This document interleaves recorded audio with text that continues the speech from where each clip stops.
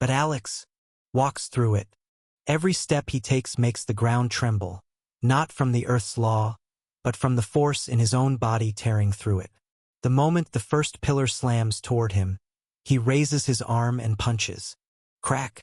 The stone disintegrates, shattering like brittle glass. Another follows, then 10 more. Alex smashes through each, one punch after another, until the entire field of collapsing mountains turns into dust and falling debris. Zevran growls, snapping his wings open. Then try this. Tier 6, Tempest Ruin.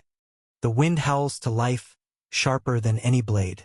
Dozens of compressed cyclones spiral downward, infused with the law of wind. Each gust tears the air apart, slicing through mountains and scattering stone like leaves. Alex looks up as the first one descends, then vanishes. Zevran's eyes dart left, right, then, boom! Alex's fist slams into his ribs, shattering the protective wind barrier. Scales explode outward, the shockwave cratering the mountain behind them. Zevran roars, the pain rippling through his body like fire. Still doesn't want to become my pet? Alex says, voice almost calm, almost teasing, as he appears again in front of Zevran's snout. Zevran swings his claw, but Alex's fist meets it mid-swipe and breaks it. The crack echoes like thunder. The dragon's forearm twists unnaturally, scales splintering like shattered armor. Zevran screams, a sound that shakes the heavens. Impossible! I am Ze. His roar is cut short by another blow. Alex drives his knee into Zevran's chest, followed by a backhand that sends the dragon crashing into the cliffside. The mountain groans as his massive form smashes through stone, carving another crater into the range. Zevran's breathing grows ragged. His body trembles. His wings twitch but refuse to rise. His mana surges again, but it's unstable, flickering, breaking apart from the inside. He tries one last desperate spell, his voice cracking with fury and fear. Tier 6, Earthshatter Domain. The sky darkens, and the entire terrain begins to collapse inward. Runes appear around the dragon's body, massive symbols pulsing with the authority of the Earth Law. The very land starts to fold into itself, forming a gravitational prison meant to crush everything within miles. Alex clenches his fist. That won't work. He punches upward. The air screams. The mana compressed above detonates in a single instant, like the heavens themselves are being split open. The Earthshatter Domain crumbles into shards of broken mana. The runes dim and vanish. The next punch comes faster. Zevran can't even react. He only sees a flash of light before another shockwave hits his chin, sending his massive head slamming into the mountain again. Rock bursts outward, a rain of debris following. The dragon's body slumps, his wings broken, his claws twitching. The ground beneath him glows with faint molten light from the sheer friction of his impact. Alex stands over him, calm, barely winded. You still don't want to become my pet? He asks softly, voice echoing in the heavy silence. Zevran's golden eyes flicker.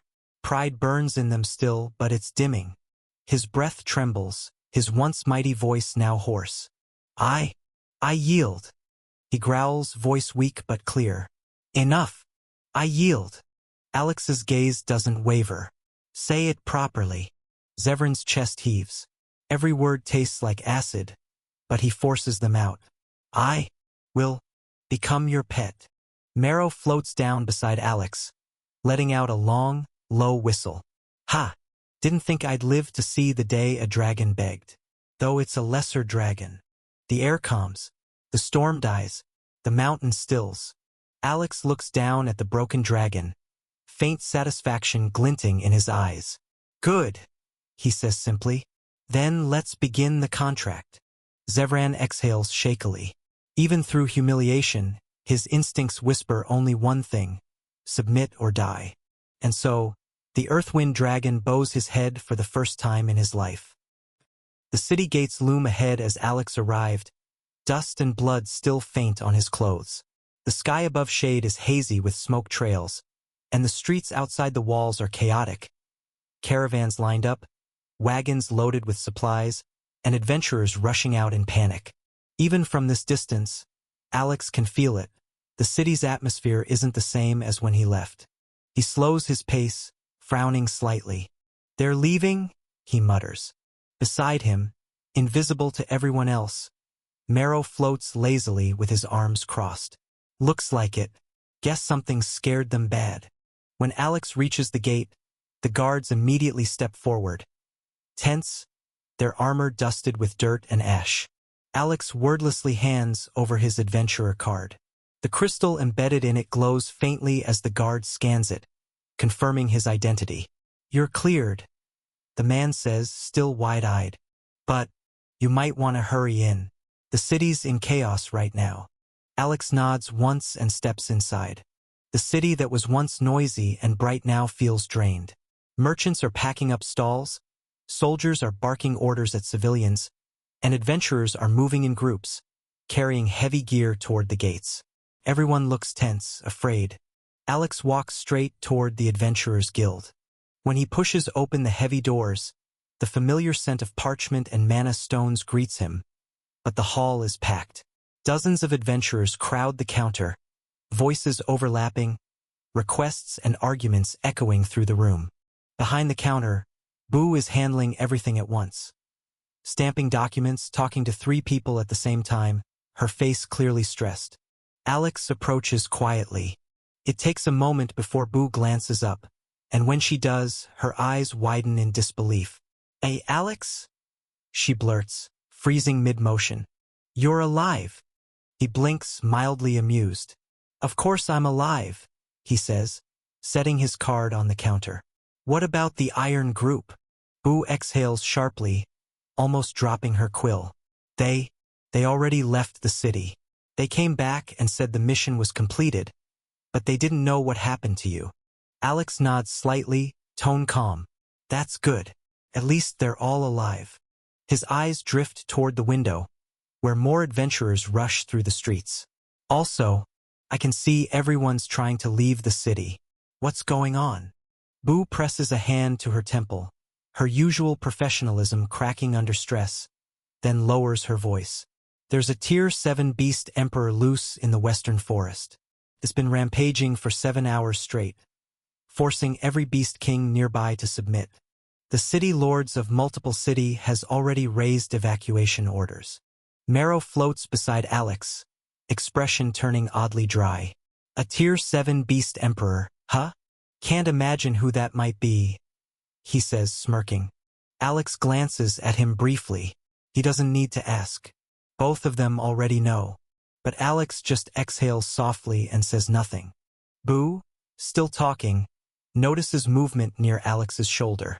"Wait, is that?" Her voice softens. "Oh my gods, what is that? It's adorable." Zevran, now no bigger than a house cat, lazily opens one eye from where he's curled on Alex's shoulder. When Boo reaches out a hand, he lets out a low, warning growl, tiny sparks of wind flickering around his scales. Boo freezes mid-reach, blinking. Did it just growl at me? Alex's tone is matter-of-fact. "Yeah, don't touch him." He adjusts his cloak slightly so Zevran can rest more comfortably. "He's my new pet. His name's Zevran." Boo just shakes her head, exhaling slowly. "Very good. Anyway," she shuffles through a pile of papers and retrieves a crystal seal. "Your mission was completed, and considering you returned alive, I'll stamp it as a success." She presses the crystal to his adventurer card. It glows bright silver for a moment before dimming again. "Congratulations, Alex. You've officially ranked up to diamond rank." Alex nods slightly. "Good." Boo leans forward on the counter, curiosity returning to her eyes. "So, what are your plans now?" "Most adventurers are leaving before that beast emperor reaches here. I'm also leaving this city." Alex's gaze drifts toward the window again. Outside, the sky is still hazy from distant smoke. Alex crosses his arms lightly, eyes following the streams of people rushing past the guild's windows. "I still want to explore more of this continent." Boo blinks. "That's good to know," Alex said. "There's still a lot I haven't seen." and I want to know what this place really holds beyond the borders of shade. Boo lets out a soft sigh, then gives him a small, wry smile. Right? I almost forgot. You're from the lower continent. She taps her quill against the counter thoughtfully. You probably want to explore this continent. Just make sure you don't get yourself lost in the human territories. High above the wastelands, the wind howls past Alex as he rides on Zevran's back. The dragon's wings slice through the clouds, each beat echoing like thunder through the vast open sky. Below them, the land stretches endlessly. Green plains burned to ash, rivers turned muddy from battle, and the faint outlines of ruined walls far in the distance. Alex narrows his eyes. That must be it, he murmurs. The city. Zevran glances back, his smaller, sleek head glinting under the sunlight. Do you wish me to descend, master? Yeah, but return to your small form first. The dragon lets out a faint hum, and in an instant, his massive body shimmers, shrinking down until he's barely the size of a kitten again. He lands lightly on Alex's shoulder, curling his tail around Alex's neck like a scarf. Alex hovers in the air for a moment, his own mana flaring softly beneath his feet.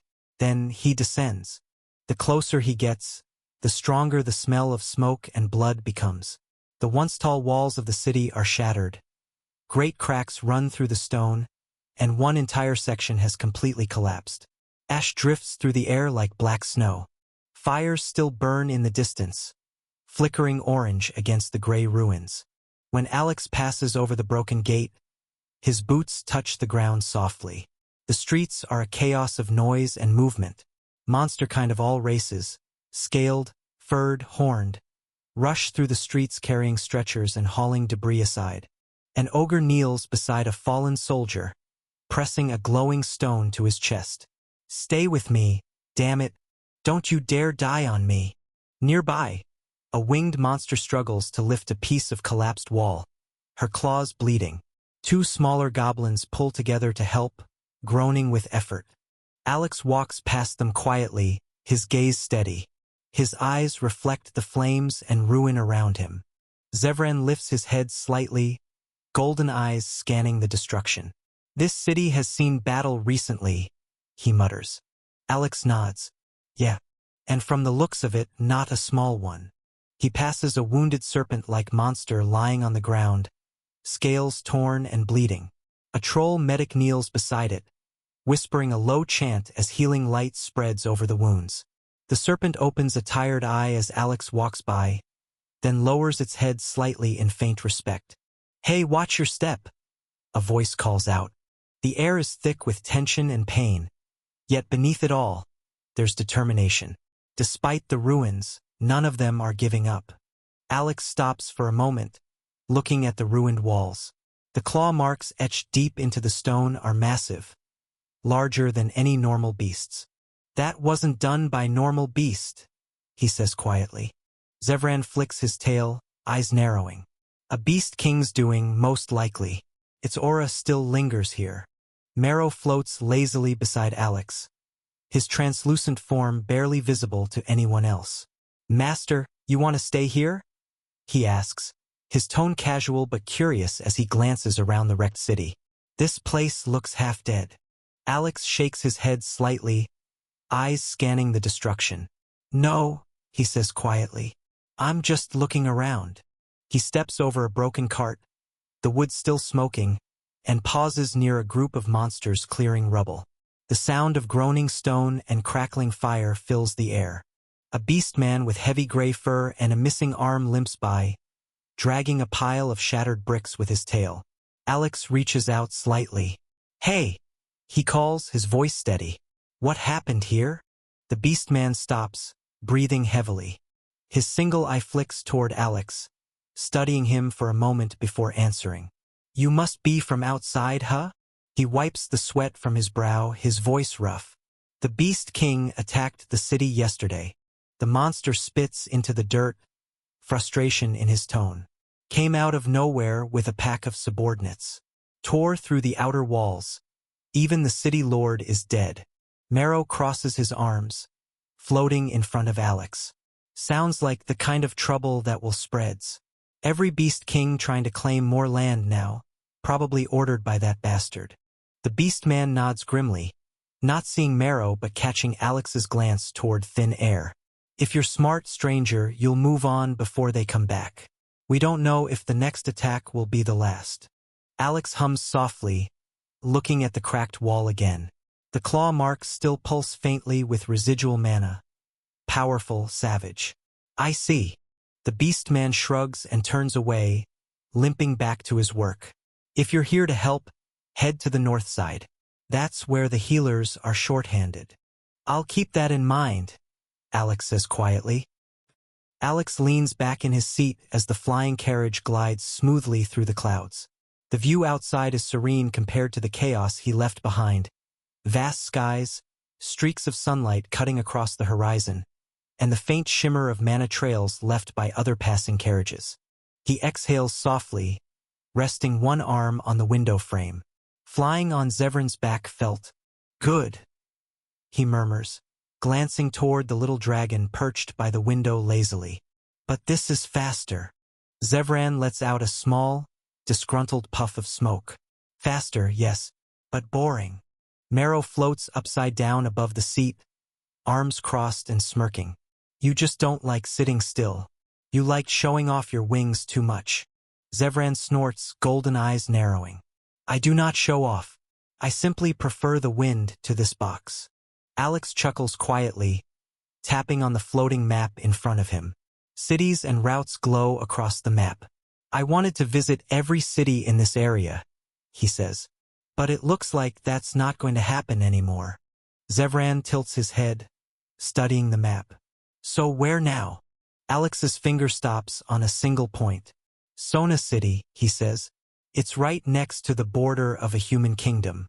Close enough to human territory that things will be interesting. Marrow grins. Ah, so you do want trouble. Alex smirks faintly, eyes still on the map. No. I just want to see how both sides live when the line between them is that thin. The carriage hums softly as it adjusts direction, the mana stones beneath it glowing brighter. Clouds rush past the window, the faint outline of mountains visible far below. Marrow stretches his small hands, curling up near the edge of the seat. Humans and monsters fighting again, he mutters. Some things never change. Alex leans back, eyes still tracing the moving clouds outside. Now that I think about it, he says, voice calm but curious. You've lived for so long, Marrow. Do you know any reason why humans and monsters can't see each other eye to eye? Marrow tilts his head, floating upright again. That's a question I haven't heard in ages. He crosses his arms, drifting closer. Although I'm not that old to have seen it firsthand. But from what my old master told me, it's always been that way. Zevran looks up, tail flicking lazily. Always, huh? Yeah. Marrow nods, his tone turning faintly distant. In the ancient era, humans were far more dominant. Their population, their control over mana, their technology, it all grew too fast. Monsters were stronger individually, but humans learned how to hunt in groups. They hunted monsters for our materials, bones, scales, mana cores. To them, we were just resources waiting to be carved up. Zevran growls softly, golden eyes narrowing. So the usual. Greed. Marrow smirks faintly. Pretty much. And once that pattern starts, it doesn't stop. Even when both sides grow strong enough to stand equal, the hatred stays. Passed down like a curse. Alex listens quietly, fingers tapping against the armrest. So it's nothing new, he says finally. Marrow adds. Some monsters started doing the same once they grew powerful enough. War never really ends. It just switches who's on top. Alex looks out the window again, his reflection faintly visible in the glass. Then maybe it's time someone changed that, he says softly, almost to himself. Marrow's translucent eyes flick toward him, a small grin tugging at his lips. Heh, you say that like you plan to. Alex doesn't respond. He just smiles faintly, gaze distant. The carriage glides silently for the rest of the night, the stars shimmering above them like scattered shards of glass. By the time dawn breaks, The clouds part to reveal the sprawling outline of a fortified city below. Walls marked by battle, towers reinforced with mana crystals, and banners fluttering weakly in the wind. Alex said, "Finally." Alex guides the flying carriage down slowly, the hum of mana crystals fading as the clouds part. Below, Sona City stretches out, its walls tall and sturdy, but scarred by past battles. Smoke rises faintly from repair sites near the outer barricades, and patrols of armed monsters circle the perimeter like restless sentinels. He narrows his eyes. "No floating carriages around," he mutters, scanning the skies. The air above the city is clear, no other aerial vehicles in sight. Better land before someone decides to make a scene. "Good call," Marrow says, lounging lazily in midair with his hands tucked behind his head. "If you land right in front of the gate, half the guards will panic before you even say hello. People living in this part of the continent are all country bumpkins." Alex smirks slightly and redirecting the carriage away from the city walls. It glides down smoothly, the mana engines dimming until the carriage lands in a stretch of grassy plain a few kilometers out. Dust swirls briefly around the wheels as it settles. The path toward the gates is lined with watchtowers and barricades. The city guards, mostly beast folk with armored scales or horns, stand alert, scanning every traveler that approaches. Even from a distance, Alex can feel the tension hanging over the place. As he nears the gate, two guards, one with silver fur, the other a lizard-like creature with a jagged blade for a tail, step forward, their eyes sharp. "State your purpose," the lizard guard says, his tone clipped but wary. Alex reaches into his cloak calmly and pulls out his adventurer's card. "Adventurer. Just passing through," he says evenly. The silver-furred guard takes the card, his eyes flicking over the rank mark. The silver light of a diamond-tier seal glows briefly before fading. His ears twitch slightly, surprised. "Diamond rank, huh?" He hands it back quickly and steps aside. "You can enter. Just keep your head down. Things are tense right now." Alex gives a short nod and walks past the gate. Inside, the city feels heavy. The streets are packed but silent, the usual chatter replaced by the clatter of armor and whispered worry. Merchants are closing early, guards patrol in pairs, and even the children of the city stay close to their parents, glancing nervously at the sky. A group of wounded soldiers passes by, armor dented, fur matted with dried blood. The air smells faintly of smoke and fear. Zevran's voice is low. "They already know what happened to the other city," Alex said, arms crossed. Word travels fast. Marrow scans the faces around him. Exhausted, wary, desperate. "They're preparing for war," he says quietly. Alex moves through the crowded main street, the hum of voices low and uneasy. The Adventurers Guild isn't hard to find. The largest building near the city center, its towering doors flanked by a pair of stone beast statues. The faint shimmer of a mana barrier ripples across the entrance, and through the windows, he can see the glow of crystal lamps inside. As he steps in, the murmur of conversation fills the air. The guild hall is lively but tense. Adventurers of all kinds gather around tables, discussing rumors, cleaning weapons, or arguing over contracts. The smell of steel, ale, and parchment blends in the air. Marrow floats near the ceiling, his translucent form unnoticed by everyone else. "Looks like business is still running, even with a beast king nearby," he mutters. Alex's gaze drifts across the hall, settling on the far wall where a massive board looms, covered in missions. The surface hums softly with mana, hundreds of requests flickering in and out of view as adventurers browse through them.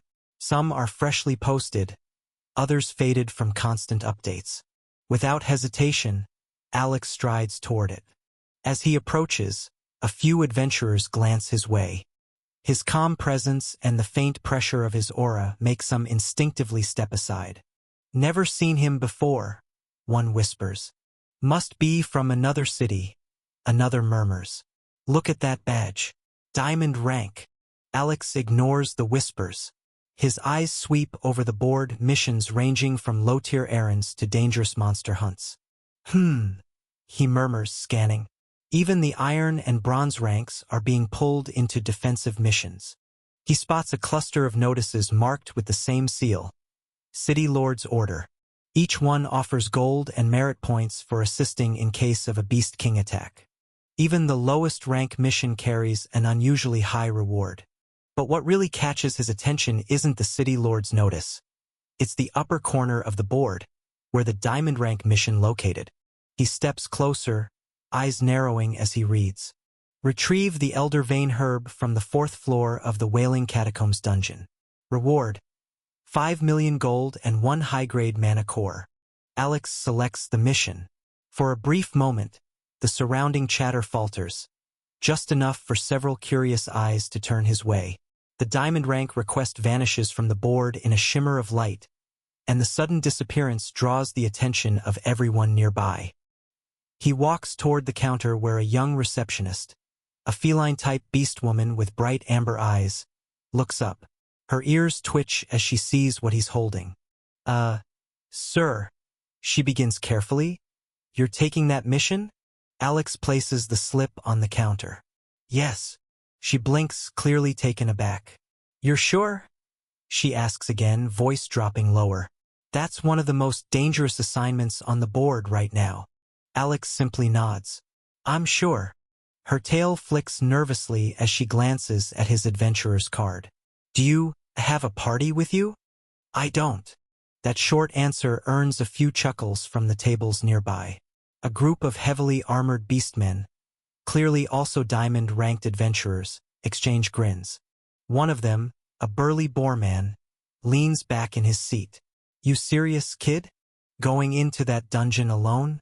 You got a death wish or something?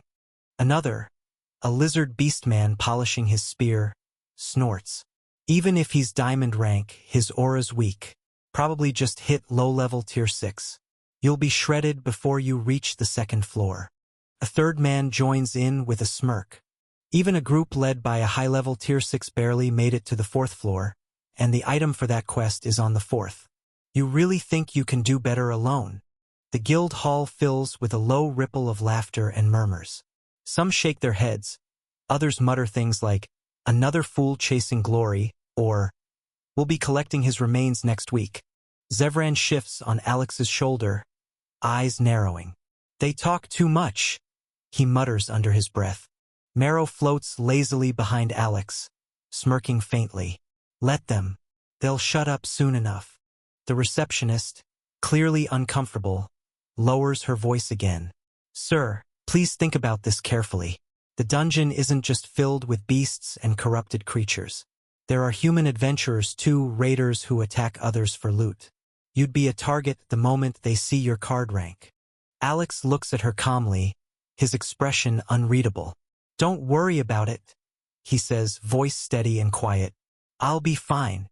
The receptionist hesitates, then exhales slowly, tail flicking once. Very well, she says reluctantly.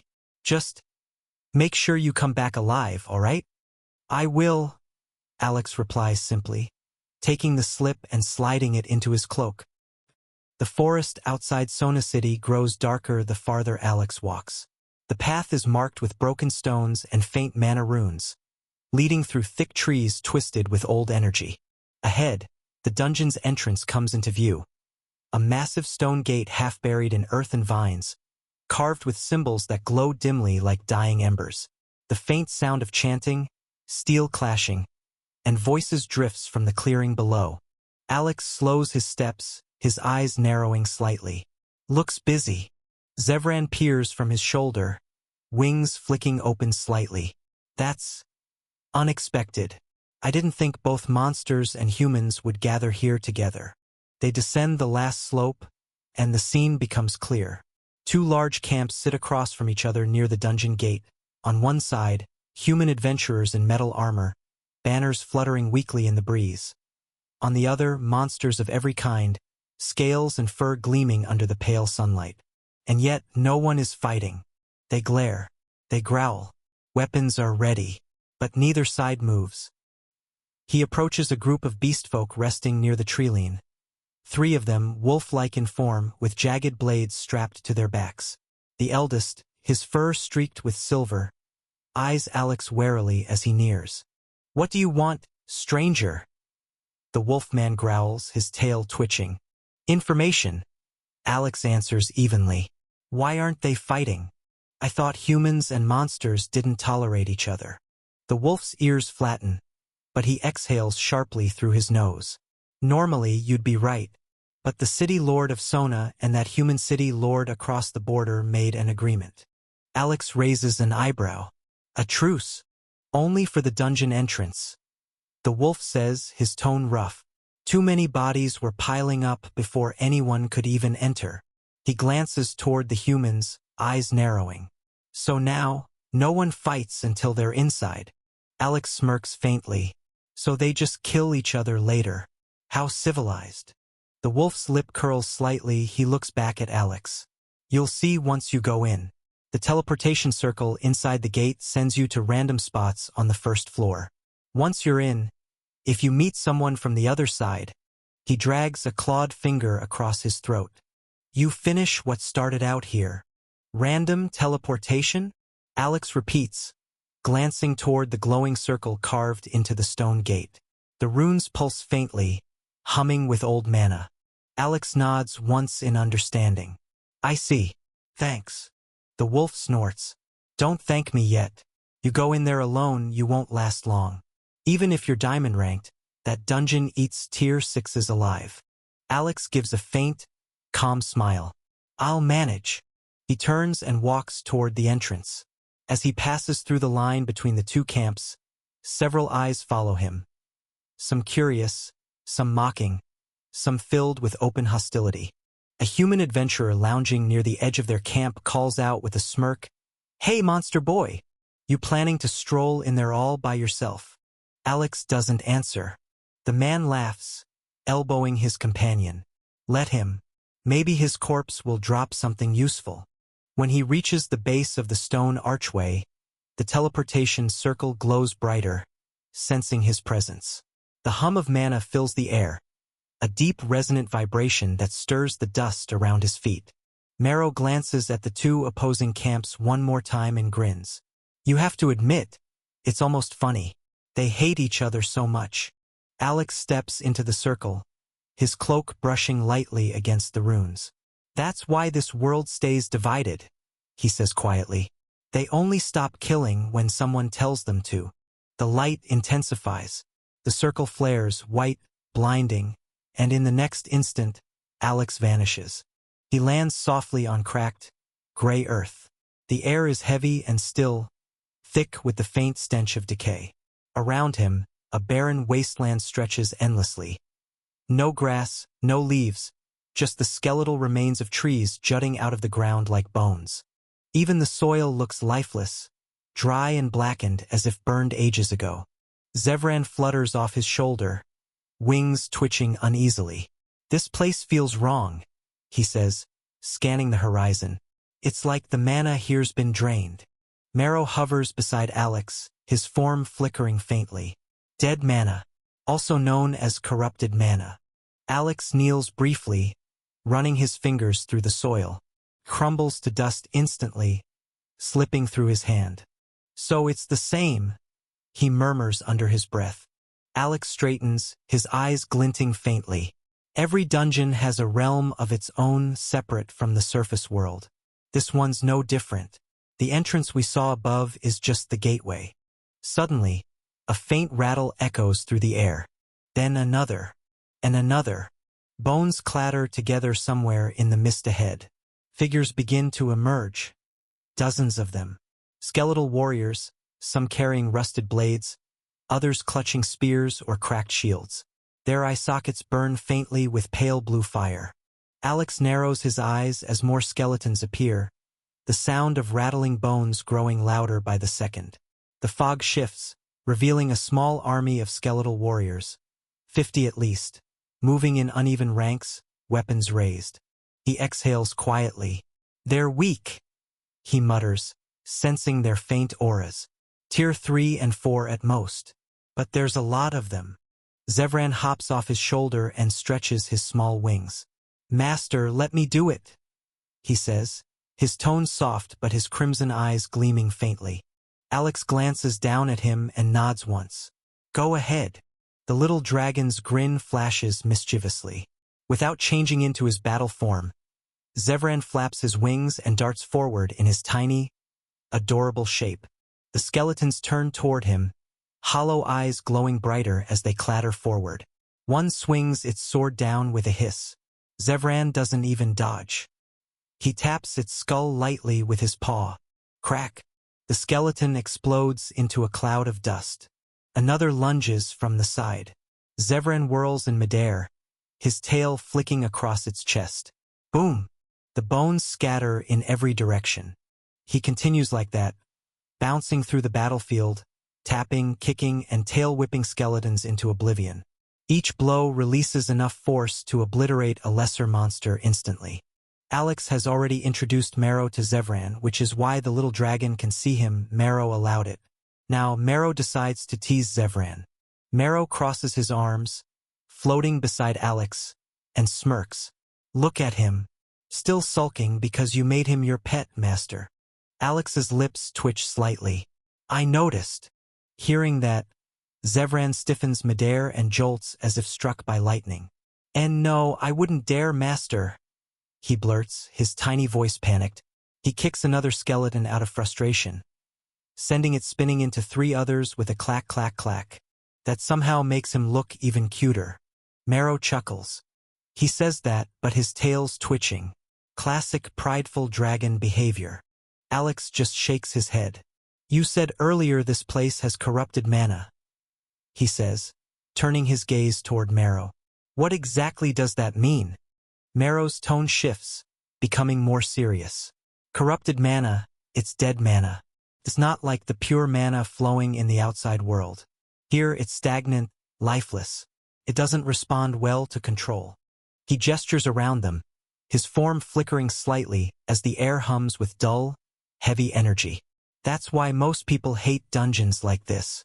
Tier 6 and below, those who rely on drawing mana from their surroundings, can't do that here. They have to rely entirely on the mana stored inside their own bodies. Zevran finishes crushing the last skeleton under his paw, the bones turning to dust as he hops back toward them, tail flicking smugly. Marrow continues, as for Tier 7 and Tier 8, even for them this kind of place is a nightmare. Laws here are thin, barely present. Their power comes from manipulating laws, and when those are weak or suppressed, even they feel the strain. Alex hums thoughtfully, eyes scanning the barren land. So both mana and law are dulled here. That explains why it feels so empty. Exactly, Marrow replies. A corrupted dungeon eats away at both. It's not just dangerous. It's unnatural. Alex glances at Zevran, who's now sitting proudly on a pile of crushed bones, chest puffed out like he's claiming victory. Guess that's why the others warned me not to come alone. Alex smirks, looking toward the distant red glow pulsing through the fog. Let's move. Zevran flutters back to his shoulder, still looking faintly embarrassed. Understood, master. They continue walking through the lifeless wasteland, the fog growing thicker with every step. The faint red glow ahead pulses like a heartbeat, distant yet steady. The air grows colder, heavier. The silence so deep that even their footsteps sound wrong. Then the stillness shatters. The ground beneath Alex's feet trembles, cracks forming in a wide circle around him. From the fissures, dozens, no hundreds, of undead surge upward. Skeletal warriors, ghouls with tattered flesh, and floating wraiths cloaked in mist howl as they rise. The air fills with their shrieks, echoing through the dead expanse. His tone is calm, almost bored. I've seen worse. My subordinates who wield death laws are far stronger than these things. He raises his hand slightly, mana flickering around his palm like faint black fire. The ground responds, dark tendrils of death unfurl from his feet, creeping across the cracked earth like living shadows. Every undead that steps into the spreading darkness freezes mid-charge. Their blue soul flames flicker violently, then snuff out all at once. Thousands of bones clatter as the undead collapse into heaps of ash and dust. They move again, and this time, the mist seems to thin, as if afraid to touch them. The red glow ahead brightens, revealing a dark stone structure rising from the barren plain. A massive tomb, half sunken into the earth. Its gates are sealed by chains glowing with faint crimson runes, and a deathly chill radiates from within. Alex studies it silently. That must have something to do with getting to the second floor, he says. Zevran tilts his head. There's something sleeping in there. Then let's wake it up. Inside lies a grand chamber lined with statues of fallen knights. In the center stands a single coffin, massive, black, etched with glowing sigils. The air hums with thick, oppressive mana. Alex approaches, each step echoing like a drumbeat in the tomb's silence. The coffin lid shifts. A deep rumble rolls through the chamber as a towering figure rises. Armor corroded, cloak torn, a massive greatsword dragging along the floor. Its eyes blaze with green flame, a low-level Tier 6 Death Knight. It raises its sword and lets out a guttural roar that shakes the entire hall. Zevran's claws twitch. Should I? No need. The Death Knight charges, the air cracking as its aura flares. A dark wave of necrotic power crashing forward. The sword swings down with enough force to crush a hill. Alex doesn't even move. He catches the blade with one hand. The shockwave ripples outward, cracking the floor beneath him. The Death Knight strains, its burning eyes widening in disbelief. Alex's gaze sharpens slightly. You're strong for a corpse. He clenches his fist, and the Death Knight's entire chest caves in with a deafening boom. The black armor shatters, the undead's body disintegrating into ash and shadow in an instant. Silence falls again. The air hums. The runes on the walls ignite, one by one, forming a glowing circle beneath Alex's feet. Zevran's wings flare. Master! But before he can finish, the magic activates. The tomb blazes with light, swallowing everything in its path. Alex glances down calmly as his form begins to fade. Looks like I was right. Marrow grins. Second floor, here we come. The light surges, and in an instant, they vanish, leaving the ruined tomb empty and silent once more. The light fades, and Alex lands softly on solid ground again.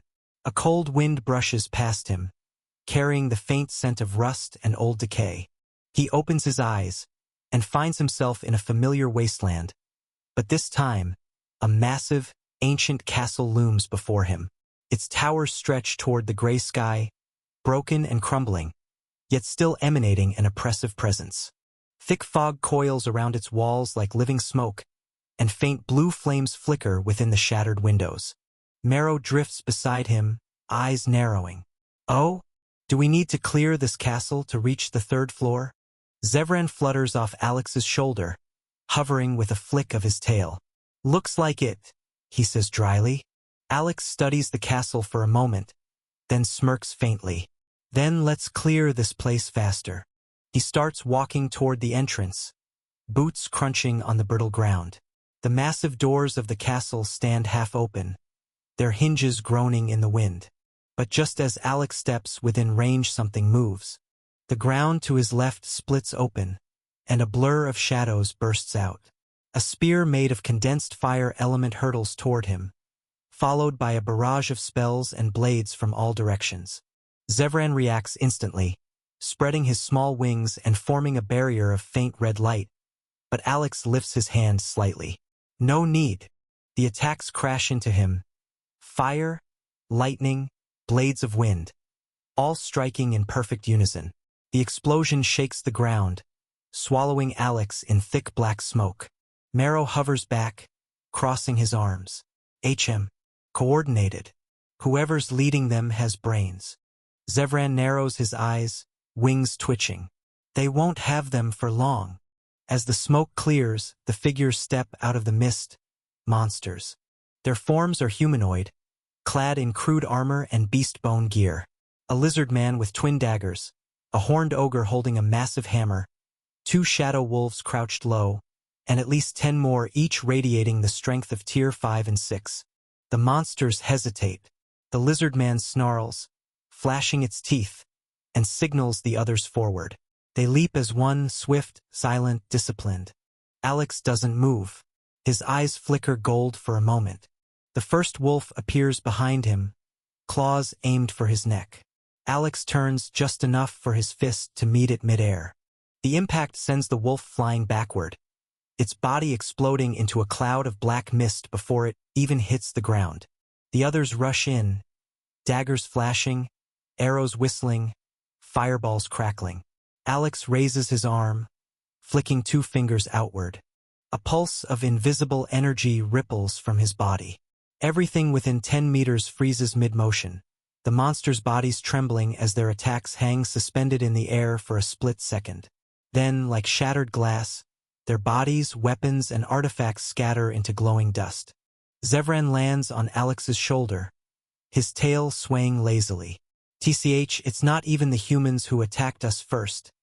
It's your kind, master. Alex brushes the dust from his shoulder, his expression composed. Well, he says, glancing at the dissolving remains of the monster squad. Greed is one thing every race shares. After that, they continue. The castle's halls twist like a maze, filled with animated suits of armor, banshees screaming through cracked ceilings, and beast-like undead stalking the corridors. Yet none of them slow Alex down. Each encounter ends the same way. Swift, silent, absolute.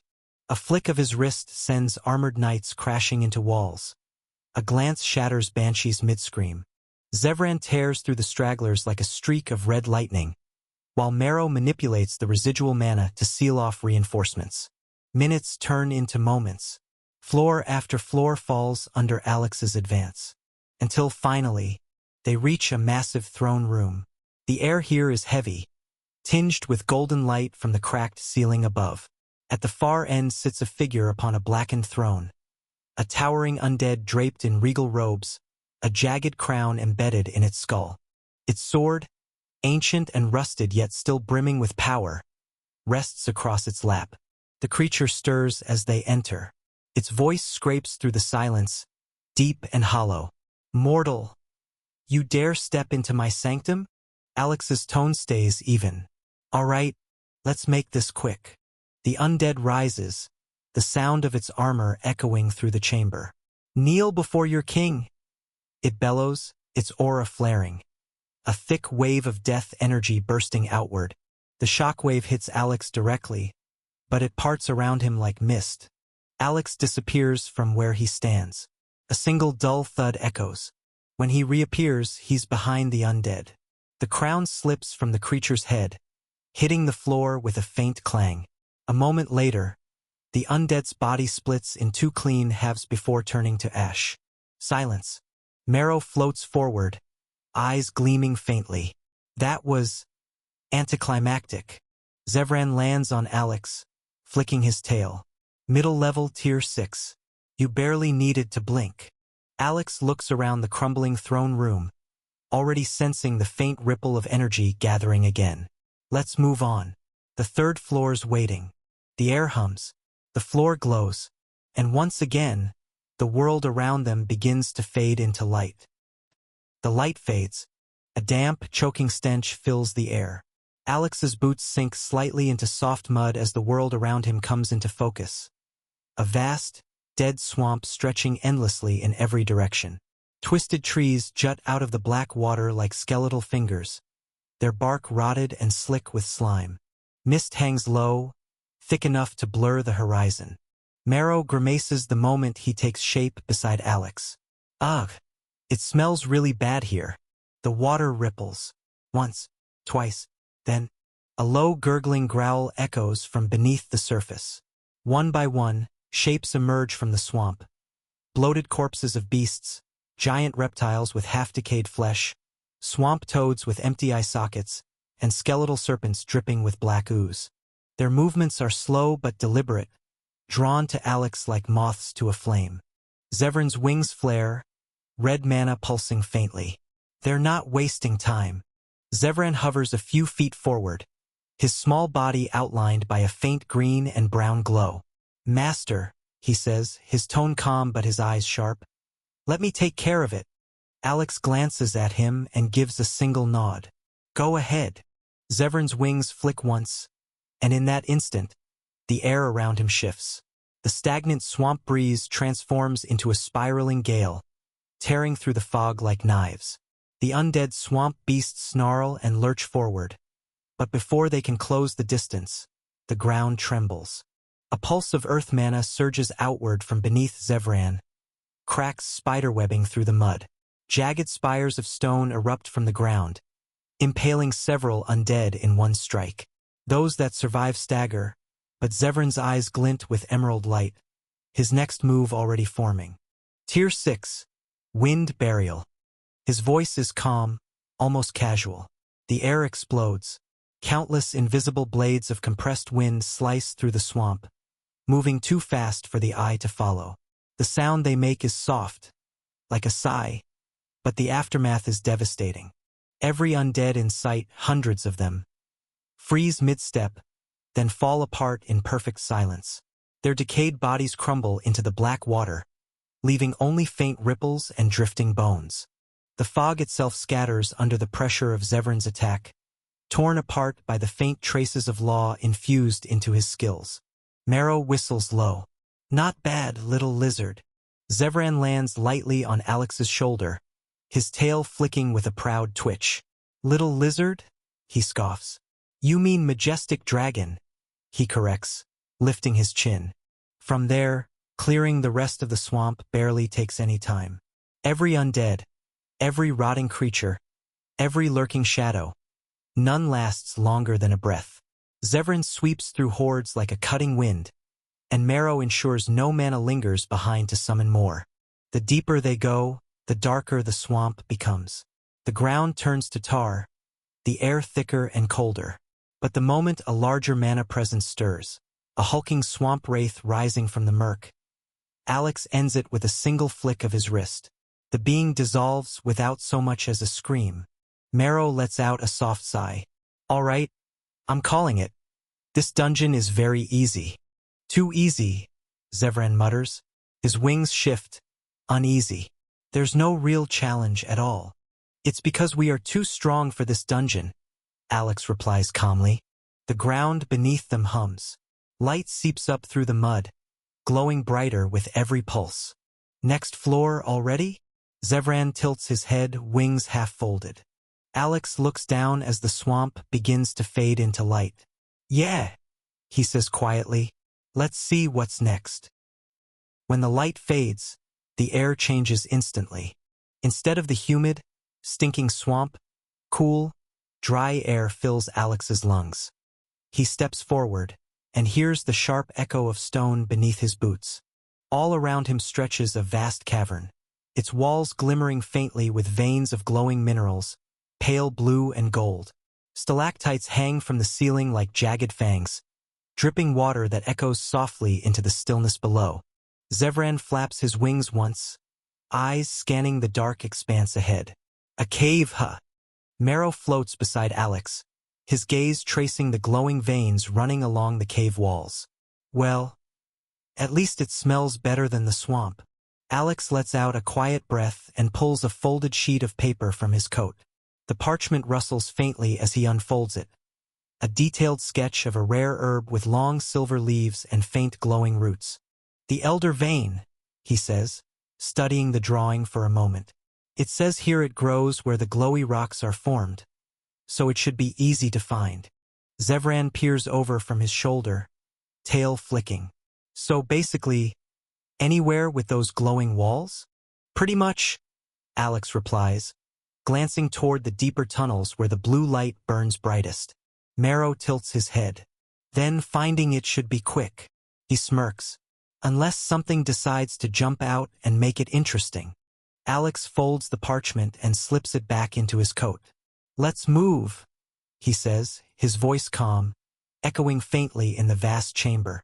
They continue walking, their footsteps crunching softly against the stone floor. The air hums faintly with mana, the veins of light pulsing gently as if alive. Every few steps, distant growls and faint shuffling echo through the tunnels. Before long, the first wave of undead appears. Skeletal miners with rusted pickaxes, hollow eyes glowing blue. Alex draws no weapon, he simply walks forward. the undead charge, but each one that enters his range turns to ash before it can touch him, erased by the sheer pressure of his presence. Minutes pass. Dozens fall. None of them slow the group's pace. After clearing another bend, the tunnel widens, revealing a split path ahead, one veering down into darkness, the other slanting upward where the walls shine brighter. The faint glow of mineral veins converges there, gathering into a luminous shimmer. Marrow drifts forward, squinting. That way looks promising. Alex nods slightly. Yeah, that should lead to the glowing rocks. He pauses, glancing at both of them. Keep your eyes on the walls. If you see a herb that looks like the one in the sketch, tell me immediately. Zevran hovers up to eye level, wings folding back slightly. Understood, Master. Marrow gives a lazy salute. Got it. I'll let you know if I spot anything shiny or useful. They press on. The deeper they go, the brighter the light becomes, the veins of glowing or weaving together like streams of molten stars. Small clusters of mana crystals jut out from the stone, proof that they're close to the source. Alex hums quietly in response, his gaze focused ahead. Then we keep going. They continue deeper into the glowing tunnels, the light from the mineral veins painting their faces in shades of blue and gold. The air hums faintly with mana, thick and heavy, carrying the scent of metal and stone. Zevran's eyes flick to the side. Still no sign of the herb. Marrow yawns. Or anything alive. I'm starting to think this place is empty. Then, a voice echoes softly through the cavern. Finally, a new prey. The tone is cold, mocking, dripping with amusement. Zevran freezes mid-flight, wings half-folded. That wasn't you, right? Marrow smirks. Nope. But I'm suddenly not bored anymore. Another voice follows, deeper and crueler. Too bad this guy's alone. Guess we don't get much this time. Alex doesn't react right away. He simply stops walking, his eyes sweeping over the softly glowing walls.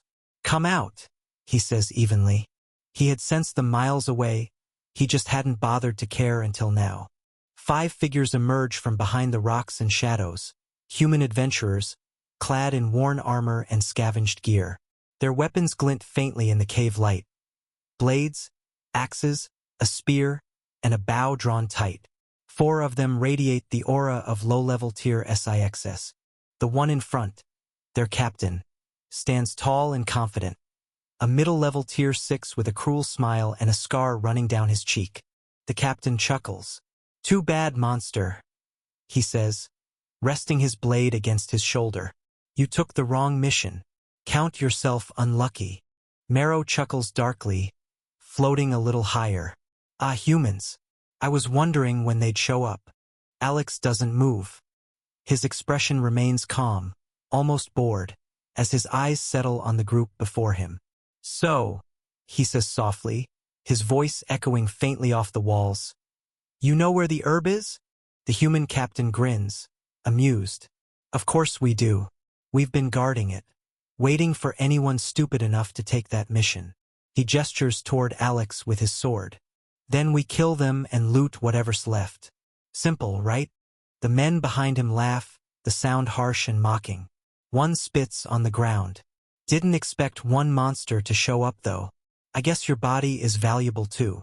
Another smirks, lifting his bow. Think the guild'll pay extra if we bring its head? Marrow hums, his grin sharp. They sound confident. Zevran's claws flex. Do you want me to? Alex raises a hand slightly, cutting him off. No, he says quietly, his tone steady, almost gentle. Let them talk. The humans hesitate for a moment. Something about his voice, his calm, seems off, but the captain snorts, brushing it off with a scoff. What's the matter? Scared? You should be. We love killing your kind. You're nothing but. He never finishes. A faint crack echoes through the cavern. The captain's sword suddenly bends in his hand, the metal groaning under unseen pressure. His men look around in confusion. Then one by one, their weapons begin to distort, melting and twisting like wax under a flame. Alex takes a single step forward.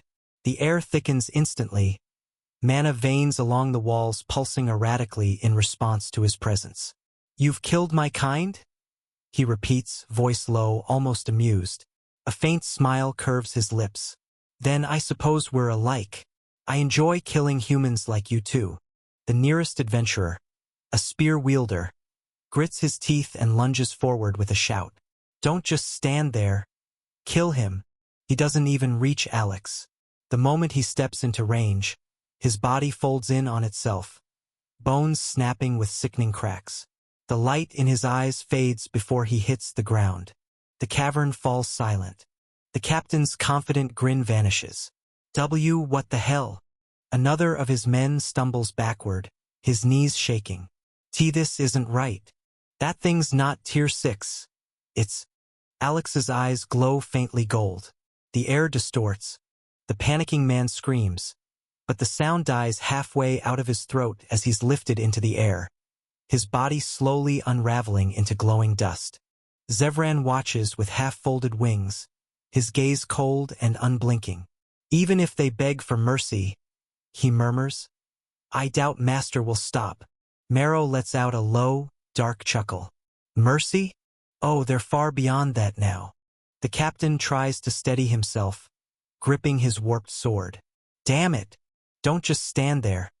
Attack! All of you!" 3 remaining men charge at once, desperation overriding fear. Fireballs, wind blades, and lightning surge toward Alex in unison, lighting up the cavern in chaotic flashes. Alex doesn't move. He simply raises his hand. The spells hang midair, frozen. Then, with a quiet snap of his fingers, they reverse, surging back toward their casters with twice the force. The explosion is instant. The cavern shakes, and when the light fades, only the captain remains. His armor scorched, his men reduced to ash. He staggers back, trembling. "A monster. What are you?" Alex finally stops walking. His expression doesn't change, but his eyes, sharp, inhuman, lock onto the captain's trembling form. "You said you've been guarding the herb," he says quietly. "Show me where it is." The man shakes his head frantically. I can't." Alex steps closer. Each footfall echoes like a hammer against the man's heart. "You can," he says softly, "or you'll join your men." The captain drops to his knees, panic overriding pride. I'll show you. Just don't kill me." The human scrambles to his feet, running toward a narrow path hidden behind a cluster of glowing stones. It's through here. The herb's growing right ahead." Alex follows silently, his presence looming behind him like death itself. The tunnel opens into a smaller chamber, softly illuminated by a patch of radiant plants. Silver leaves glimmer in the blue light, roots pulsing faintly with mana. The elder vein. The captain turns, trying to force a weak smile. There, see? I told you. Now, please." Alex's hand moves before he can finish. A faint sound, like shattering glass, echoes through the chamber. The man freezes, eyes wide, before collapsing, lifeless. His soul essence fades into motes of light. Alex kneels, plucks one of the glowing herbs, and tucks it carefully into a vial. "Let's go," he says quietly. Zevran hovers beside him, wings fluttering lightly. "Are we going to continue and clear this dungeon, Master?" Alex glances toward the tunnel leading deeper underground, where the faint pulse of mana grows denser. "Since we're already here," he says evenly, "might as well do that." They press onward, the glow of the mineral veins fading into dim, cold blue as they descend. Time passes slowly, one twisting corridor after another, empty chambers filled with scattered bones and broken relics. Eventually, after an hour of silent exploration, they arrive before a massive gate of black stone. Its surface is carved with runes that shimmer faintly with deathly energy. Marrow whistles softly. "Well, that looks like a boss room." Alex places a hand against the gate. A pulse of mana flows out, cracks spider across the stone, and with a deep rumble, the gate splits open. A wave of chill air rolls out, thick with decay and mana so old it feels heavy. Inside, The chamber stretches wide and circular, its floor lined with ancient coffins and rusted armor. At the far end, a throne of bones rises from the ground. Upon it sits the boss, an undead warrior with a high-tier armor, eyes burning with ghostly violet fire. It stands slowly, gripping a massive halberd etched with crimson runes. The air trembles with its presence. Zevran narrows his eyes. Peak level tier 6, he mutters. Strong enough for most, but not for us. Alex turns his gaze toward Marrow. Marrow, can you fight? I want to see how you fight. Marrow said with a dejected face, his form flickering faintly like smoke. I wish I could, but I'm still recovering my strength. After all, I've been asleep for who knows how long. Zevran's wings twitch, excitement flashing in his eyes. Then let me fight, master. Alex meets his gaze for a moment, then nods once. Go ahead. Zevran's grin widens. Gladly. He steps forward, his body glowing with wind and earth mana. The ground cracks beneath his feet as his form begins to expand. Scales ripple over his skin, wings unfurl with a gust of wind that sends dust and bones scattering. In seconds, his true form fills the chamber. A colossal dragon, his scales reflecting the faint blue glow of the room. His wings stretch, and the ground shudders beneath his weight. The undead warrior lets out a roar, swinging its halberd upward. Waves of dark energy explode across the room. Zevran only grins. Cute. With a single beat of his wings, he vanishes, appearing behind the boss in a blur of wind. His tail sweeps across the floor, smashing coffins to dust and sending the undead flying into the far wall. The impact shakes the entire chamber. Bones rain down from the ceiling. Zevran chuckles, lowering his head until his golden eyes meet the undead's hollow gaze as it struggles to rise. Not bad, he says with a sharp grin. You must have been pretty strong when you were alive. The boss snarls, slamming its weapon into the ground. Black spikes erupt upward, racing toward the dragon's chest. Zevran exhales, a gust of compressed wind shredding the spikes midair. He steps forward, claws crushing the ground beneath him. Try harder, he taunts. The undead charges, halberd glowing blood-red as it slashes through the air. The blow connects with Zevran's neck, only for the blade to snap in two. He lifts one claw massive, glowing with dense earth mana, and slams it down. The ground cracks like glass, and the boss is buried under the impact, bones and armor crumbling. But it doesn't end there. The undead's shattered form begins to glow, pulling energy from the chamber, reconstructing itself in desperation. Zevran watches in amusement. Regenerating. He opens his maw. Green light gathers at the back of his throat, a dense sphere of swirling wind and earth mana. Let's see you regenerate after this. The beam that follows shakes the entire floor. Wind screams, tearing through stone and bone alike, leaving a deep trench across the floor. When the light fades, nothing remains of the boss but ashes and a cracked halberd fragment. After that, a flash of light engulfs them. When it fades, Alex, Zevran, and Marrow find themselves standing in a vast chamber lined with ancient pillars. The air is thick with mana and shimmering mist. Strange runes pulse faintly across the walls. It doesn't take long. Every undead creature that appear is erased in moments. Zevran toys with some. Alex and Marrow watches, Marrow offering an occasional sarcastic comment, though the faint glow in his eyes shows he's absorbing the ambient energy to restore his strength. After less than an hour, silence returns. The last enemy fades into dust, and a golden light pulses from the far end of the chamber. The gate to the boss room opens massive, ornate, and carved with ancient runes of reward. Inside is no monster, only treasure. The room shines with mountains of gold coins, scattered artifacts, and clusters of glowing mana stones. Ancient weapons lean against the walls, their blades humming faintly with forgotten power. Marrow whistles, floating above the treasure. Now this is what I like to see. Proper reward. Zevran folds his arms, unimpressed. I prefer a good fight over gold. Alex steps forward, He raises a hand. A soft ripple of mana flows outward.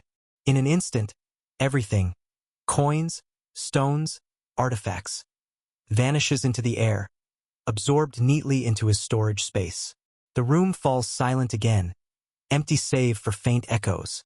"Done," Alex says simply. Before anyone can respond, a blinding light swallows them. When the light fades, they find themselves standing outside, under the open sky. The dungeon gate behind them glows dimly, its surface covered in faint cracks. Zevran stretches his wings. We're outside. But they're not alone. All around them, adventurers, both human and monster, blink in confusion, having been teleported out as well. Groups whisper and shout in surprise. A beast man with crimson fur growls. "What the hell just happened?" A human mage beside him shouts back. "We were inside the floor 3. How are we out here?" The murmurs spread quickly until one voice cuts through the noise. "Wait!" a woman yells, pointing toward the dungeon entrance. "If we all got teleported out, that means someone cleared the dungeon." The words hang heavy in the air. A tense silence follows, then chaos. "What? After all these years? Impossible. No one's cleared this place in decades. It must have been the monsters." "Don't be stupid. It's obviously the humans." A nearby adventurer mutters. "Now that it's cleared, we'll have to wait a week before re-entry." Another groans. "A week? Damn it. Whoever cleared it just ruined our runs." Then suddenly one human, trembling with frustration and greed, snaps. He hurls a fireball straight at a nearby beastman. The explosion breaks the fragile silence. In an instant, the clearing erupts into chaos. Roars, screams, and the clash of weapons fill the air. Humans and monsters, once temporarily united by confusion, turn on each other with feral instinct. Blades flash, spells ignite, and blood sprays across the grass. Zevran watches the scene with faint amusement, arms folded. "Predictable." Marrow chuckles darkly beside him. Greed always wins over reason. As for Alex, no one even notices him anymore. The noise, the blood, the desperation, none of it concerns him. He simply rises silently into the air. The chaotic battlefield grows smaller beneath him as he turns his gaze toward the distant city glowing faintly under the afternoon sun. The wind whips around him as the dungeon valley fades behind. The journey takes little time, mere minutes at his speed. In Sona City, the streets buzz with life, but today the usual chatter carries an edge of excitement and disbelief. "Did you hear? Someone cleared the Wailing Catacombs dungeon." "No way. That dungeon hasn't been cleared in decades." "I'm telling you," the Adventurer Guild confirmed it. Everyone got kicked out at once. Crowds gather near notice boards, gossiping and arguing. Merchants lean out of their stalls, trying to catch every word. Even guards pause their patrols, whispering among themselves. Inside the grand mansion at the city's center, the atmosphere is heavier. The city lord sits at the head of a long table, his expression unreadable. A tall beast man with dark hair tied back neatly, he exudes authority, but beneath that calm exterior lies disbelief. His armor gleams faintly, the insignia of his rank catching the afternoon light. A subordinate kneels before him, sweating. "My lord, the reports are true. The dungeon has been cleared." The lord's eyes narrow slightly. "By who?" "That's what we're trying to find out, sir. The Adventurer Guild has no record of the team that accomplished it.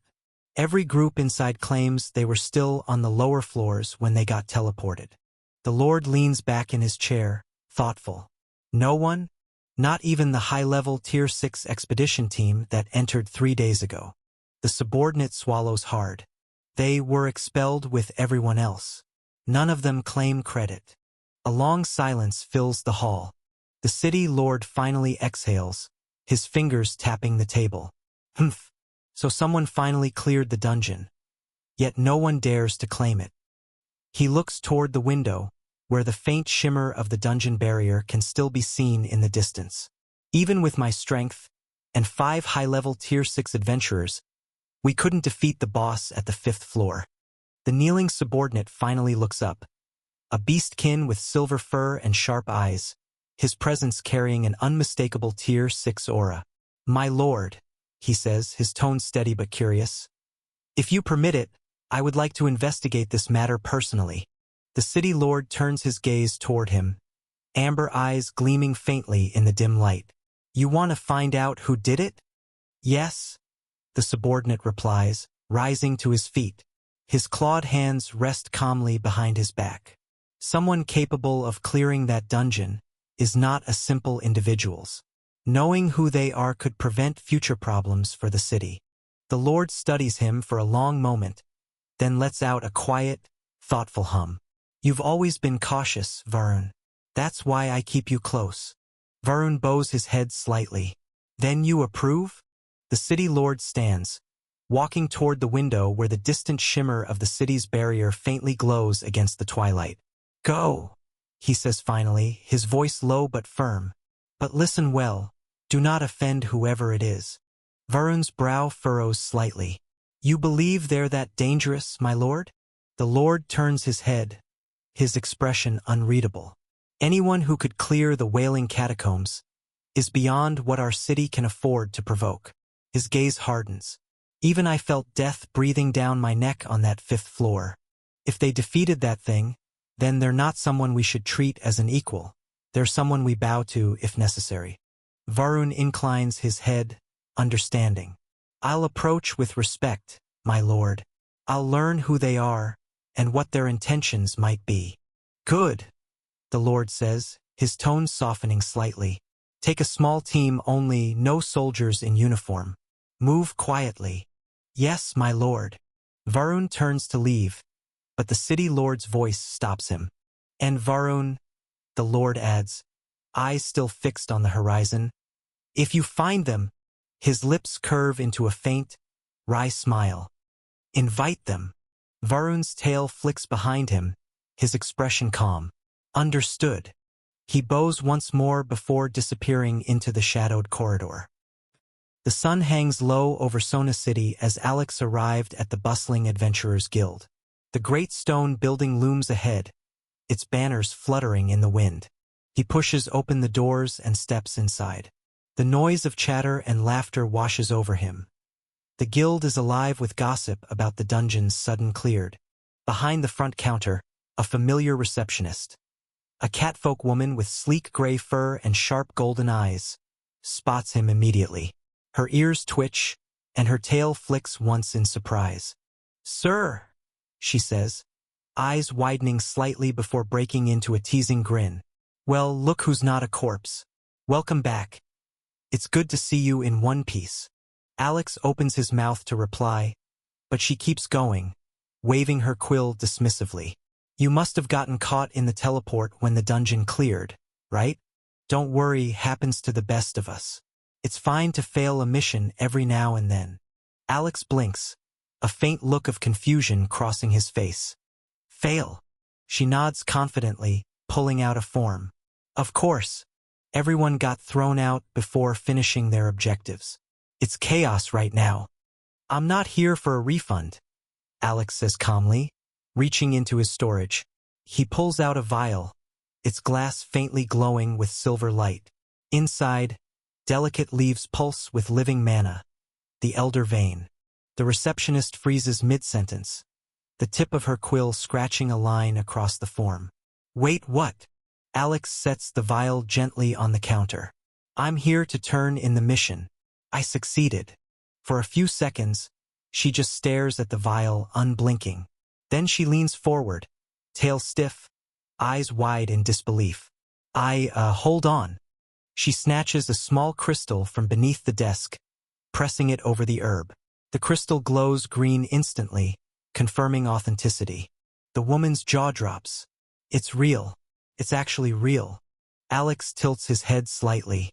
"So, do I get the completion mark?" She doesn't answer right away, still gaping between him and the glowing herb. "Why, you mean you went that deep? Elder Vein only grows on the 4th floor. Even high-tier adventuring teams, whole groups of tier 6 can't reach that safely." A few nearby guild members perk up, turning toward the counter. Whispers start to spread like wildfire. Did she just say Elder Vane? Wait, from that floor four? No way. A solo adventurer brought it back? The receptionist shakes her head, finally snapping out of it. She straightens her posture quickly, clearing her throat, though her tail still flicks with nervous excitement. Yes, of course, Sir Alex. Please forgive my earlier assumption. I'll process your mission right away. She slides a gold-etched plaque across the counter. Shortly after, Alex picks up a bag of gold, claiming the 5 million gold reward for the mission without a hint of surprise. The receptionist hesitates before speaking again, voice softer now. If I may ask, Sir Alex, did you see who cleared the dungeon? Everyone's been talking about it. No one's taken credit.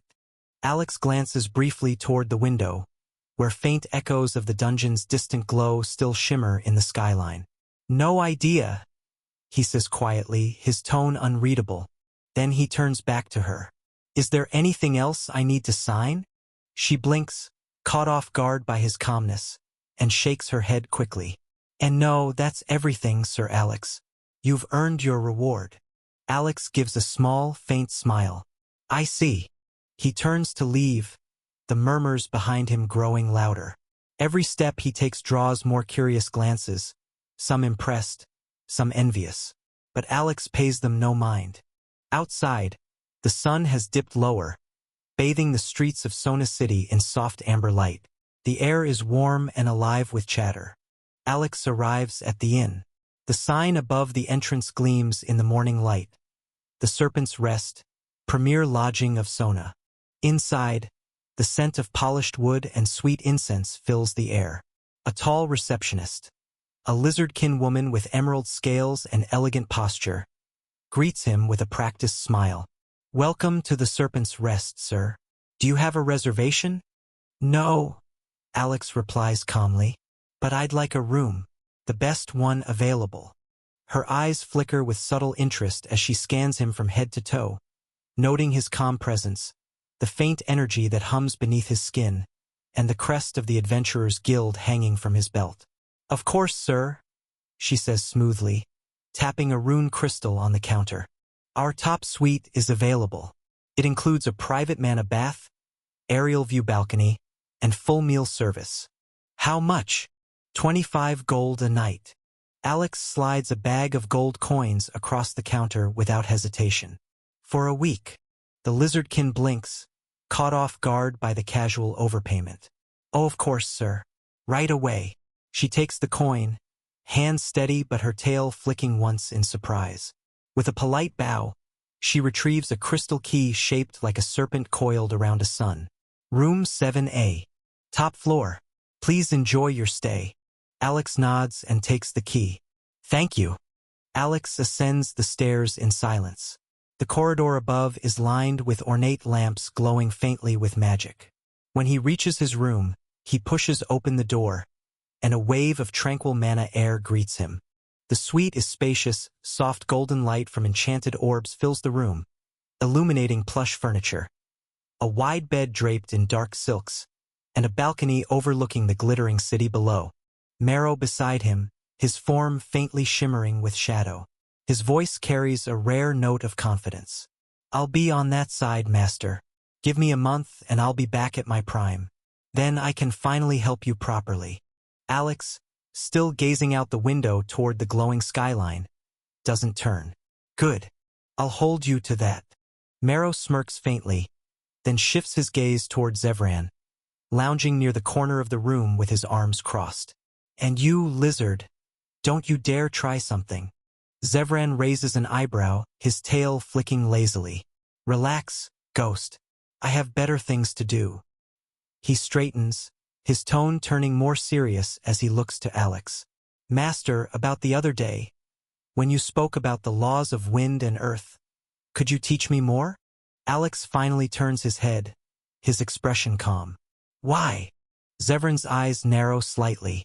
Just listening to you that day, it deepened my understanding. I can feel I'm close to something that could push me past this bottleneck. Alex studies him for a moment, then shakes his head.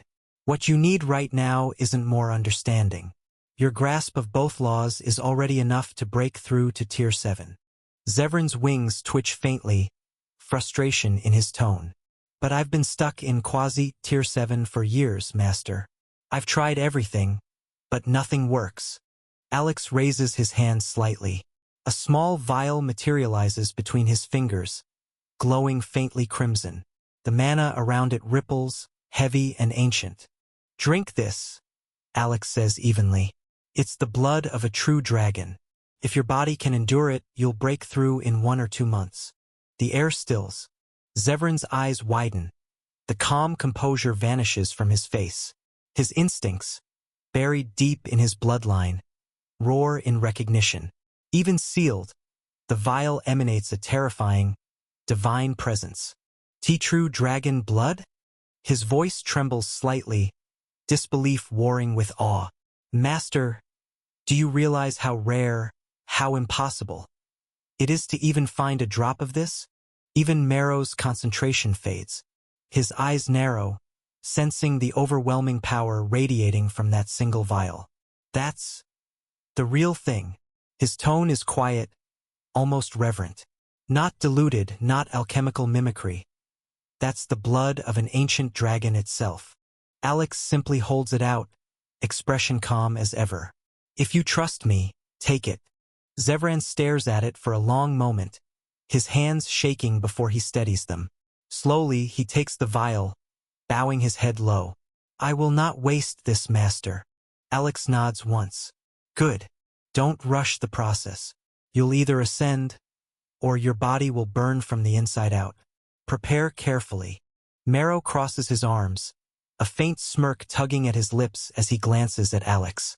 You really are full of surprises, Master. Dragon blood. Huh? So, what about me? Got anything that'll help me? Alex glances over his shoulder, his expression steady and unreadable. I don't have anything that can help a ghost-type creature like you. Marrow's smirk fades slightly. For a moment, he looks genuinely disappointed, his form dimming a little. Heh, figures, he mutters, forcing a crooked grin. Guess I'll just keep doing what I've been doing, then. He drifts toward the far end of the balcony, arms crossed, eyes turning toward the darkening horizon. I'll be fine, Master. Just takes time. Zevran, who's been quietly examining the vial of dragon blood, glances up. What are you doing tomorrow, Master?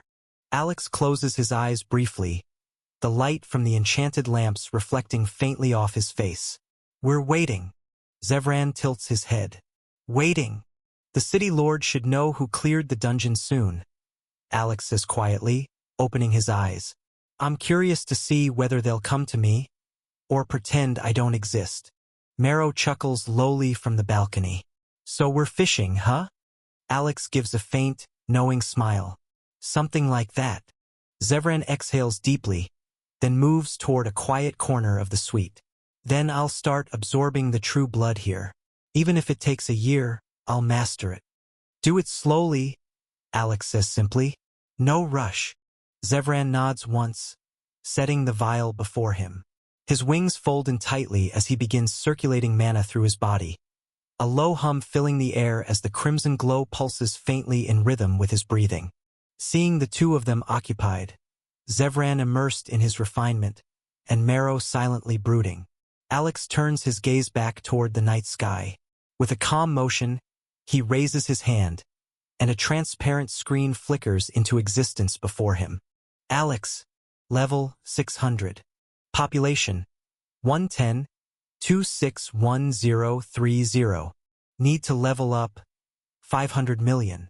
Gold coins, 58,876,134.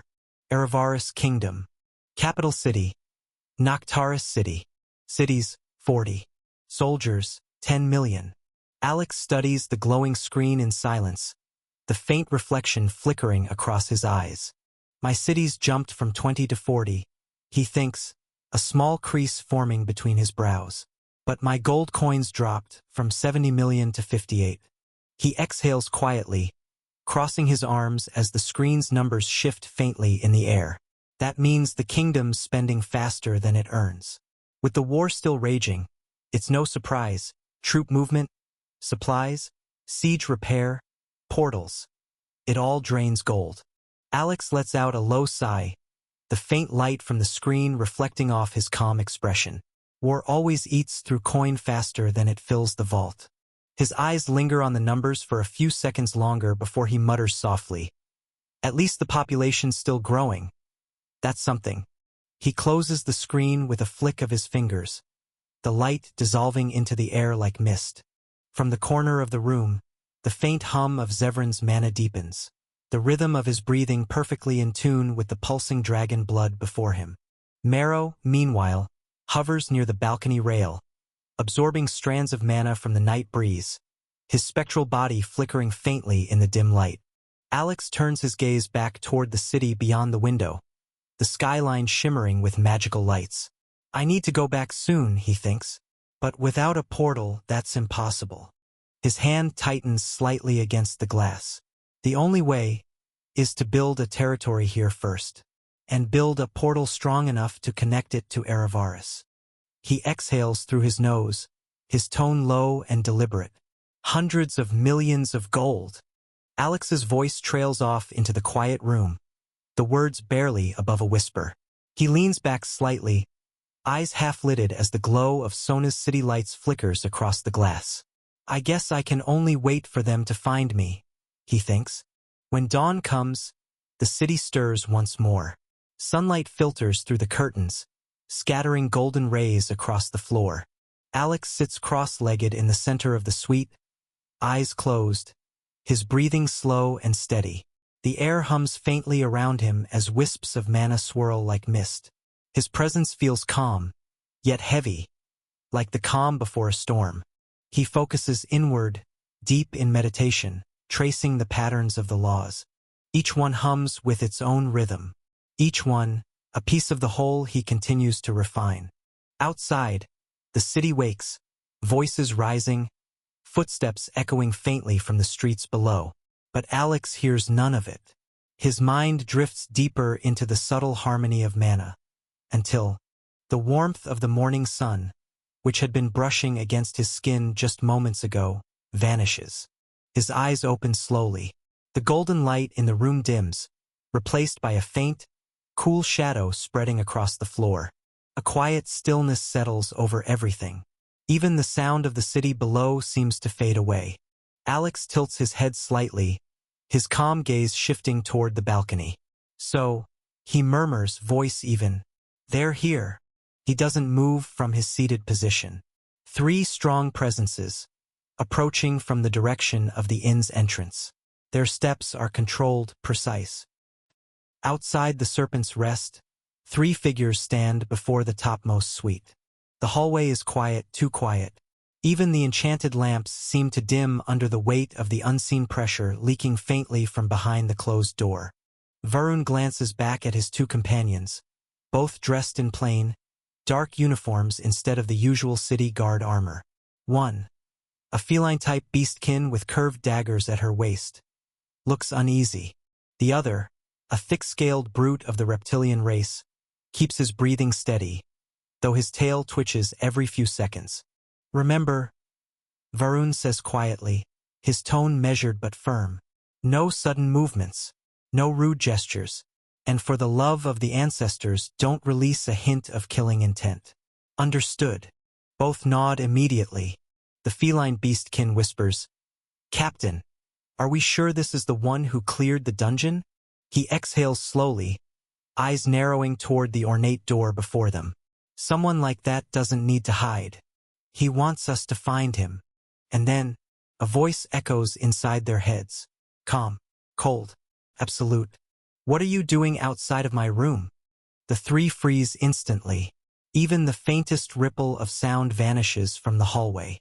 The voice carries no hostility, but its sheer weight presses down on their minds like an ocean. Varun's throat tightens. He bows instinctively, lowering his head. As senior, we are people of the city lord. Forgive us if we've disturbed you. For a moment, there's silence. Then the voice returns, quiet but commanding. Come in. The door creaks open on its own. No wind, no visible magic circle. Just a silent, fluid movement, as if the room itself obeyed the will of whoever was inside. Varun steps in first, motioning for the others to follow. The air inside feels thick, like breathing through mana itself. And then they see him. Inside the suite, the atmosphere is serene yet suffocating.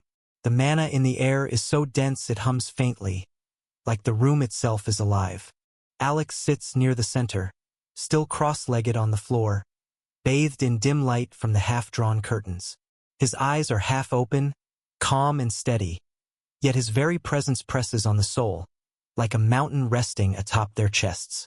His aura isn't unleashed, but the faint pressure that leaks from him makes even breathing feel like a conscious effort. Behind him, a faint red glow pulses in the corner where Zevran sits, currently in his small, dragonling form, his wings tucked neatly against his back. His golden eyes track the three newcomers with the silent intensity of a predator sizing up prey. The three kneel almost instantly the moment they cross the threshold. The air itself seems to command them. Varun swallows hard, forcing his voice to stay steady. Senior, my name is Varun. I serve under the city lord of Sona. My lord sends his respects and his gratitude. He wishes to congratulate you for clearing the Wailing Catacombs. Alex doesn't look at them. His eyes remain half-lidded, his expression calm but unreadable. Clearing that dungeon, he says quietly, his tone devoid of pride, is not something worth celebrating for me. His words hang in the air like a whisper of truth that cuts deeper than any insult. The two companions behind Varun tremble faintly, keeping their eyes fixed on the floor. Alex finally raises his gaze slightly, just enough for his sharp, silver eyes to meet Varun's. Is that all? The reason you came to me? Varun straightens slightly, bowing deeper. And no, senior. My lord also wishes to invite you to his estate, to speak with you personally, out of respect. Before Alex can reply, a soft, sharp voice cuts through the air. Zevran, perched on Alex's shoulder now, his tiny claws resting lightly against the fabric of his robe, narrows his glowing eyes. Your lord wants my master to visit him personally. The tone is light, but the mana behind it surges like a storm about to break. Is your lord even worthy?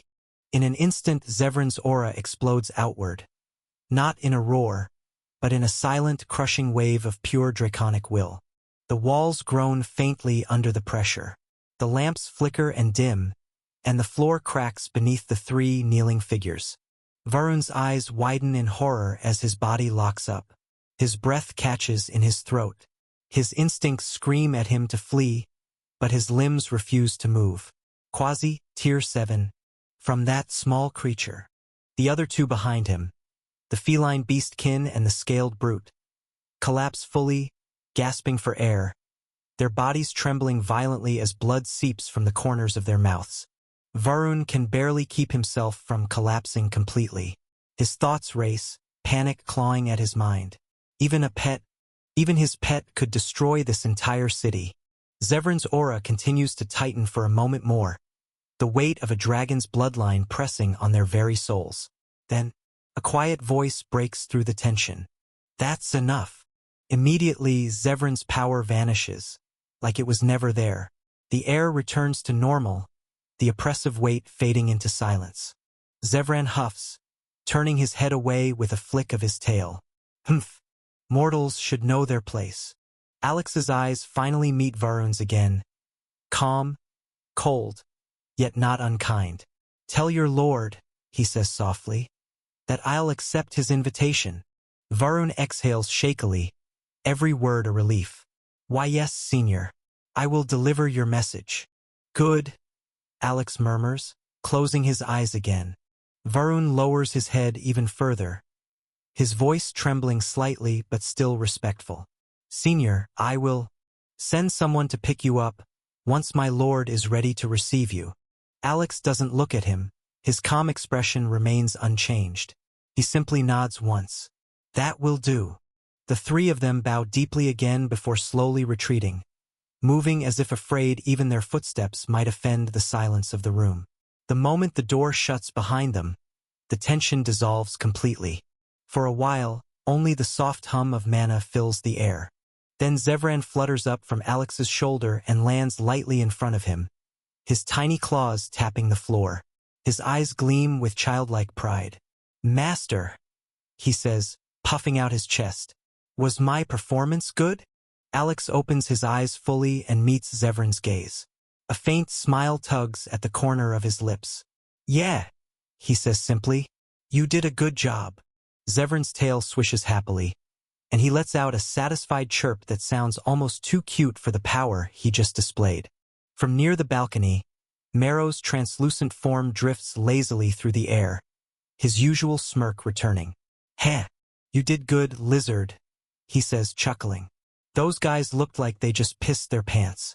I thought one of them was about to faint." Alex stands, straightening his robe as he looks out through the window. The city below is already busy again, the usual rhythm of life returning, though a faint tension still lingers in the air. Minutes pass, until the sound of hooves echoes faintly from the street below. The distinct shimmer of mana-powered armor glints in the sunlight. Zevran tilts his head. "They're here already?" Alex's gaze drifts toward the street. A luxurious carriage made of blackwood and gold trim waits near the entrance, flanked by several armored soldiers. The carriage bears the crest of the city lord, a serpent coiled around a burning sun. A small smile flickers across Alex's face. "I guess that's our ride." The carriage glides smoothly through the wide streets of Sona, its wheels whispering against the stone road. The city hums softly with midday life, merchants shouting, guards patrolling, the faint scent of roasted grain and smoke drifting from the markets. Alex sits silently inside, one leg crossed over the other. Zevran rests on the seat beside him, looking out the window, his eyes reflecting the passing scenery. Marrow floats lazily near the ceiling of the carriage, occasionally phasing through the wood just to get a better look outside. None of them speak. The soldiers driving the carriage glance back now and then, their ears twitching nervously. Every time they meet Alex's calm gaze through the small window, they immediately look away. The aura he carries is quiet, but the kind of quiet that makes even air feel heavy. After a while, the carriage slows to a stop. Zevran's eyes flick toward the window. "We're here." The door opens and warm sunlight spills in. They step out into a grand courtyard paved with white stone and lined with carefully trimmed hedges. Statues of various beastkin heroes stand on either side of a long staircase that leads to the mansion ahead, a towering structure of polished dark marble and golden trims. Dozens of armored guards line both sides of the path, standing at attention. Their gazes remain forward, not daring to look directly at the approaching guest. At the top of the staircase stands an old beastman, broad-shouldered and tall even for his age. His fur, once deep brown, is streaked with silver, and his eyes are sharp, glowing faintly with the power of his bloodline. Despite his calm smile, the aura he carries hums with restrained might, dense and mature, like a storm long tamed. When Alex steps forward, the old beastman bows slightly, one hand across his chest. "Welcome, Lord Alex," he says, his voice deep and measured. "I am Vorden, City Lord of Sona." Alex studies him for a moment. The old man's presence isn't weak. His mana signature flares briefly like a steady flame, a peak tier 6. He simply nods in acknowledgement. "City Lord." Vorden's smile doesn't waver at Alex's curt response. He straightens, his golden eyes studying the young man before him, not with arrogance, but with the quiet awareness of someone who's lived long enough to recognize a force far beyond himself. "Please." Vorden gestures toward the open doors of the mansion. "This way, Lord Alex. You honor my city with your presence."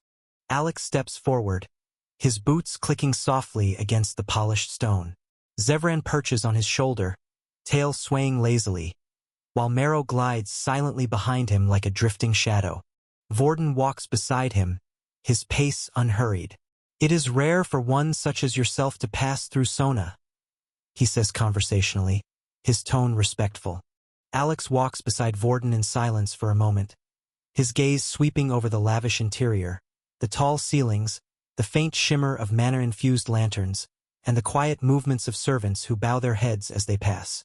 Finally, he says almost idly, "In this continent monsters don't really have much of a place to go." Vorden glances at him, one brow lifting slightly. "You're right." The city lord's tone is calm, but there's a weight behind his words. He folds his hands behind his back as they continue walking down the long hallway lined with paintings of past city lords. In this continent where humans reign supreme, Vorden thinks silently, even a strong Tier 7 monster is not safe. No matter how high you climb, you'll always be looking over your shoulder. They stop in front of a set of ornate double doors made of dark wood, carved with intricate patterns of coiling serpents and blooming lilies. Two maids bow deeply and push the doors open. Inside is a luxurious dining hall. High windows draped with silk curtains, crystal chandeliers glowing with soft manna light. A long table dominates the center, already set with steaming dishes. Roasted game beast, fresh fruit, glazed roots, and crystal decanters filled with amber wine. Several maids stand silently by the walls, ready to serve. Vorden gestures toward the table with an open hand. "Please, Lord Alex, sit. The food is ready. It would be an insult to my hospitality if you left hungry." Alex takes in the sight quietly before nodding once. "You've gone to great effort." Vorden smiles faintly as he takes the opposite seat. "For someone of your caliber, effort is the least I can offer." The maids begin to pour wine, their movements precise and silent. Alex sets his cup down gently, the faint clink echoing through the grand dining hall. His silver eyes lift to meet Vorden's steady gaze. "So," Alex says quietly, his tone calm but sharp, "what do you want from me?" Vorden blinks, momentarily taken aback by the bluntness. Then he lets out a low, dry chuckle. "Your lordship is a straightforward one." Alex doesn't smile. He simply waits, expression unreadable. Vorden exhales through his nose, the weight of his words already pressing against him. "Then I'll be the same," he says finally. He lowers his head slightly, his voice dropping to a grave tone. "My lord, please help me and my city in the coming disaster." Alex tilts his head slightly. "You're talking about the Tier 7 beast that's been destroying the neighboring cities." Vorden's eyes widen slightly. "So it's true," he murmurs. His hands tighten against the table's edge.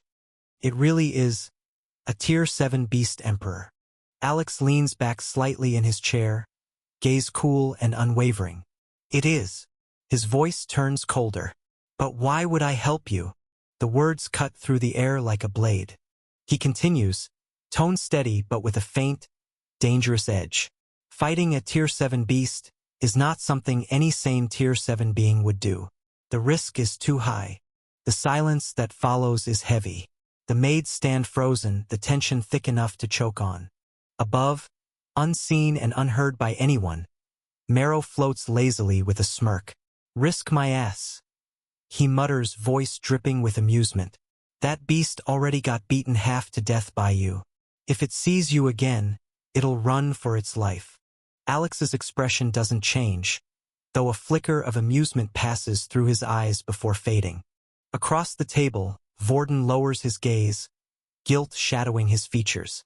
"Forgive me, my lord," he says quietly.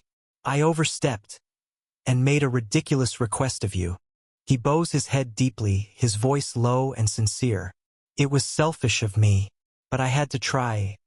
My people, my city, they're all I have left to protect." Alex studies him for a moment in silence, the old beastman's shoulders trembling slightly beneath the weight of his own desperation. Finally, Alex says, his tone softer but still measured, "Raise your head." Vorden hesitates, then obeys. Alex's gaze is calm again, unreadable. "I didn't say no," he says slowly. Vorden straightens a little, surprise flickering in his golden eyes. "You didn't." Alex leans back slightly, resting one arm on the chair. "Not yet," he says quietly. Then, after a pause, his gaze sharpens. "Tell me, What's the current status between you and the human kingdom near you? Vorden blinks, caught off guard by the sudden shift in topic. The human kingdom? He exhales slowly and lowers his head. To tell you the truth, Lord Alex, the kingdom doesn't care about me or Sona. Only Nam City, the one closest to the border, keeps in contact. He clenches his hands together, his voice steady but bitter. The Lord of Nam City negotiated with me. He promised not to wage war as long as I supply him with herbs and beast materials every month. Alex narrows his eyes. Are you happy with that? Vorden lets out a dry, humorless laugh. Of course not, my lord. His tone softens, heavy with resignation. But I don't have much of a choice. If I stop, our two cities will go to war, and that'll draw the kingdom's attention to this place. The hall falls silent again. The flicker of mana lamps casts a faint golden sheen across the table, glinting off the untouched food between them. Then Alex speaks, his voice calm but carrying the weight of command. Then bow down to me, he says evenly, and become my subordinate. The words hit like a thunderclap. Vorden freezes, his breath catching in his throat. The maids by the wall instinctively lower their heads further, afraid even to breathe. Alex doesn't look away. His gaze remains fixed, cold, steady, absolute. You said it yourself, you have no choice. The humans take from you, threaten you, and offer nothing in return. He leans forward slightly, his tone unyielding. I'm offering you something better. Protection, strength, freedom from fear. Vorden's eyes tremble. He feels it, the power behind those calm words. A force that could crush a city without lifting a finger. Vorden takes a deep, shaking breath, the floor still cold against his forehead. Slowly, he lifts his head just enough to speak. My lord, I want to confirm something first. Alex's eyes narrow slightly. What is it? Vorden meets his gaze with a mixture of awe and fear. Are you a tier 7? The question hangs heavy in the air. Alex doesn't answer immediately. Tier 6, that much is true. But his strength has already stepped past the boundary, capable of clashing with a true tier 7. He has grasped the power of law, even if the constraints of his current tier prevent him from wielding it fully. So instead of words, he shows the truth. Alex raises his hand slowly, palm upward. A flicker of crimson light spirals above his skin. Tiny motes of fire swirl tighter, condensing into a miniature star. A law, not just fire, but the origin of fire, radiates from the tiny sphere. The temperature spikes instantly. The chandeliers overhead creak as the metal begins to soften. The air distorts, wavering like ripples over molten lava. The wine in the goblets begins to steam. Even Vorden, a powerful peak tier 6, breaks into a cold sweat, fear and instinct screaming at him to run. For a moment, it feels as if a second sun has been born inside the hall. Then, whip. Alex snaps his fingers and the glowing sphere collapses into nothingness. The heat vanishes as if it was never there. Silence crashes down in its place. The maids slump slightly, coughing weakly, relief flooding their bodies. Vorden's fur is slick with sweat, his heart pounding so hard it hurts. Alex lowers his hand, his expression calm, almost bored. If I continued, he says quietly, these women would have turned to ash. He looks at Vorden, not with arrogance, but with chilling certainty.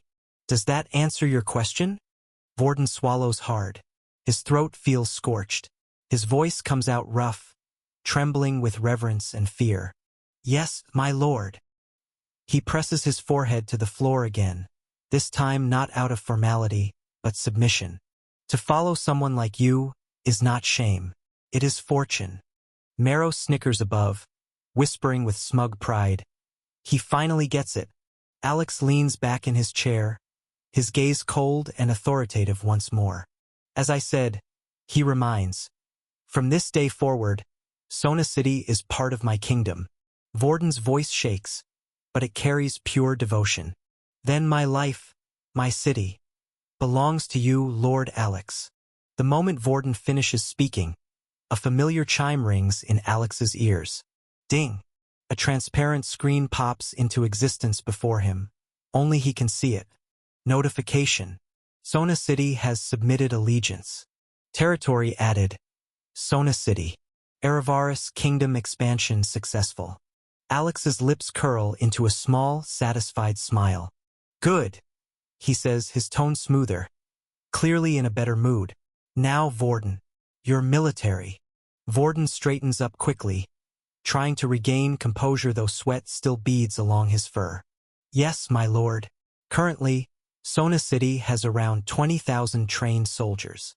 He hesitates before adding, voice low, as for high-level powerhouses. We only possess 5 Tier 6 combatants. He raises 5 fingers slowly. 2 low-level, 2 mid-level, and 1 high-level.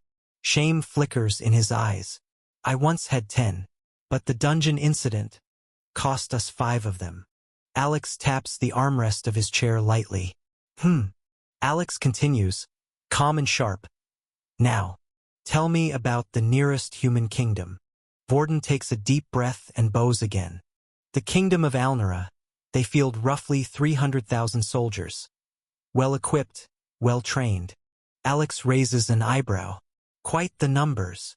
There's more, Vorden adds quietly. Their greatest threat lies in their leadership.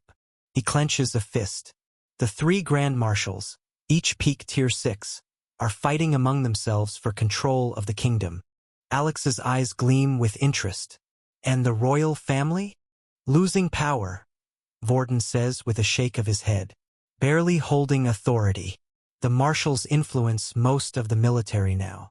The maids keep silent, eyes lowered, though tension swirls around them like a storm. Alex listens, expression unreadable, calculating. So, he says after a moment, voice cool. The humans are distracted by their own greed. He leans forward, silver eyes gleaming like steel. That means now is the perfect time. Vorden's heart skips. For Erevaris to swallow them. A chill of awe surges through the room. Alex sets the wine glass down, the faint clink echoing like a final decree. Summon your 5 Tier 6 subordinates, he orders calmly. I should meet the pillars of my new city. Vorden doesn't hesitate, not anymore. At once, my lord. He steps aside and signals a guard, who rushes out of the hall. Within minutes, heavy footsteps approach. The grand doors open, revealing 5 figures, each radiating a distinct presence. 2 of them look younger, rough and inexperienced, clearly low-level Tier 6s. The other 3 are familiar, Varon and the 2 middle-level Tier 6 who accompanied him. They walk forward, stop a few paces away, and kneel as one. Vorden's 5 Tier 6 subordinates kneel, fists pressed to the floor. None of them dare raise their heads. Vorden speaks firmly, voice echoing through the grand hall. These 5 are the strongest warriors Sona has left. From this moment onward, his eyes flick to Alex with absolute certainty. We serve Lord Alex. A slight tremor goes through the group, but still none speak. None protest. They have eyes. They felt the pressure earlier. They know better. Alex rests one hand against his cheek, looking at them with cool disinterest. Raise your heads. They obey instantly. Nervous eyes peek up to meet a presence that makes their blood run cold. A young monster, yet his aura could crush them with the slightest whim. Alex nods once. Prove worthy of the trust your city lord has placed in you. Do that, and your strength will not be limited here. The subordinates slam their fists to the floor again. Yes, Lord Alex. Vorden dismisses them with a gesture, and they file out quickly, like soldiers freed from the edge of execution. The doors close behind them with a soft thud. Alex stands, his cloak shifting like flowing smoke. Now, tell me everything you know about Alnera, he reminds. Yes. Vorden quickly leads him to a side room, a strategy chamber decorated with battle maps and wooden counters. There, he explains in full. Alnera's internal conflict.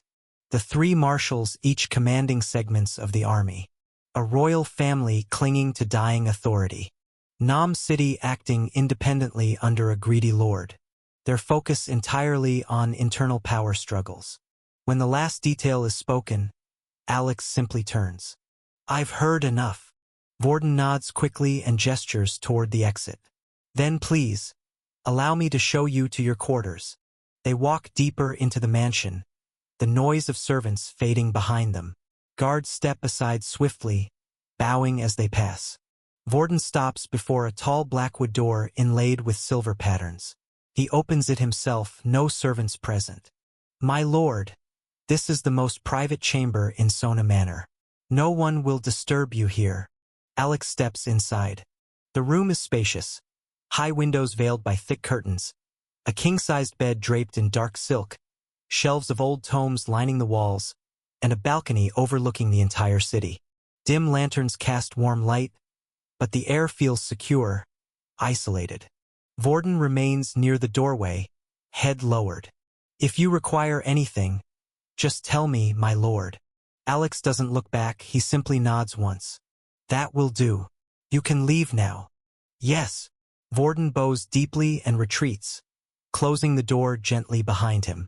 Alex is left alone with his companions, silence settling like a comfortable cloak. Marrow lazily spins in the air. Wow, master. You are very good at scamming people. Alex gives Marrow a flat stare. Scamming? I offered him exactly what he needed. Zevran, who has been silent up until now, steps forward. Master? He asks, tail flicking with curiosity. Do you really have a kingdom? Alex sits on the edge of the bed, one arm resting on his knee. His voice is calm, matter-of-fact. I have. It's in the low-class continent. Zevran blinks. Lower class. Marrow bursts into a laugh, circling around Alex's head. Master, with your strength, you could easily build a middle-class force in this continent. This continent is one of the 3 main continents of the world. Why settle in lower continent? Alex walks toward the balcony and pushes the curtains aside. Moonlight washes over his eyes. He stands at the balcony railing, the city's distant lanterns flickering like stars fallen to earth. His cloak sways gently in the cold night breeze. Why settle? Alex repeats, his tone soft, almost contemplative. Then his voice hardens, like iron drawn from fire. Because I will conquer this world. Marrow freezes mid-spin. Zevran's eyes widen, instincts flaring, pure draconic instinct roaring to the surface. Conquer the world? Even ancient dragons, beings of pride and greed, would never dare to speak such words so boldly. But Alex continues, gaze focused far beyond Sona City, beyond this continent. That includes the lower continent, the middle continents, the upper continents. His hand lifts slowly, as if holding the entire horizon in his palm. Everything will kneel under Erevaris. The moonlight catches his silver eyes. They burn with terrifying clarity. Not madness, not delusion, conviction. Zevran's breath trembles, and then a slow, dangerous smile stretches across his face. Master! His voice rumbles, barely containing the thrill surging through him. To follow you in conquering this world, just imagining it is exhilarating. His pupils narrow like a predator preparing to take wing. The crazier your ambitions are, the more I like them. There's a thrill in his voice. Dragons live for domination. For the first time since becoming Alex's follower, he feels the fire in his blood roar. Marrow hovers silently, staring at Alex's back. He feels the air shift, thicker, heavier, filled with impossible destiny. His throat goes dry. You're seriously crazy, master, he mutters. But there's no fear in his voice, only disbelief and awe. After a moment, a grin forms on Marrow's lips. Still, I get the feeling you might actually pull it off. Alex turns slightly, and that faint, confident smirk reappears. That's because I will. The next day, morning breaks with chaos. Warning bells scream across the walls of Sona City. Soldiers rush through the streets, armor clattering, crossbows and spears in hand. Civilians are herded away from the gates, panic spreading like wildfire. From the battlements, the horizon churns with dust. An ocean of beasts rushing closer, their roars echoing like thunder. A beast tide. Vorden stands tall atop the western wall, crimson cloak snapping in the wind. His sword rests at his side, aura sharp and ready. Beside him, his 5 Tier 6 subordinates clench their weapons, eyes locked forward. The ground shakes long before the beasts are visible. Horns blare. Commanders shout orders. Archers line the battlements in tight formation. Mages begin chanting, their staves glowing with defensive runes. Vorden's gaze is steely as he scans the distant wave of fur, scales, and claws. The air is thick with the stench of danger. Varon steps beside him, armor rattling as he salutes. "My lord, did you inform His Majesty Alex about the beast tide?" Vorden doesn't look away from the field. "I did not." Varon's brows knit. "But..." "No." Vorden's tone sharpens.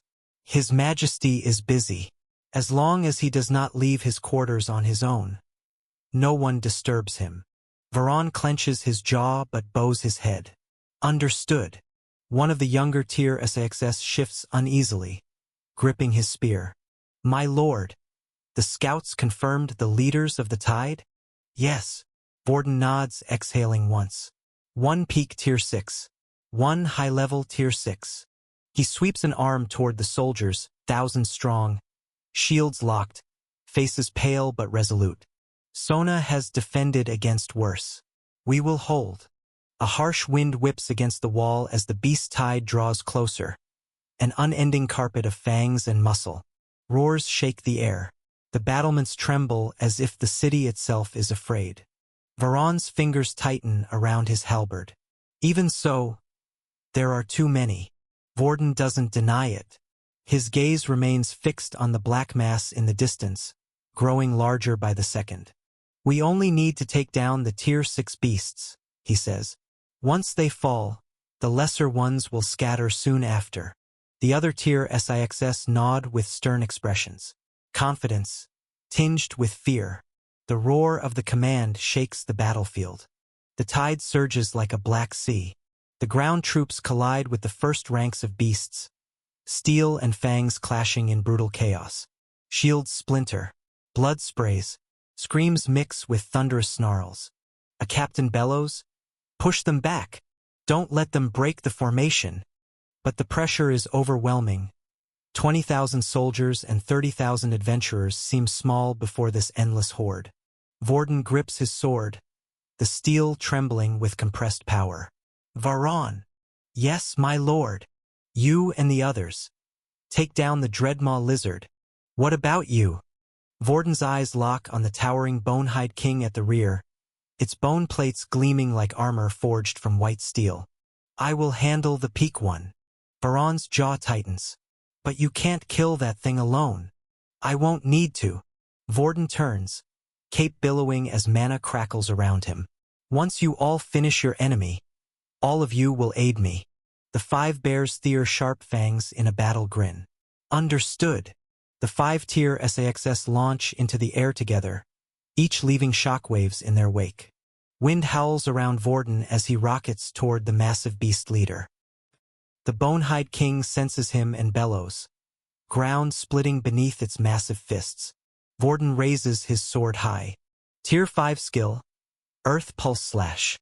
The blade carves a crescent shockwave of brown-gold light, slamming into the beast's chest. Boom!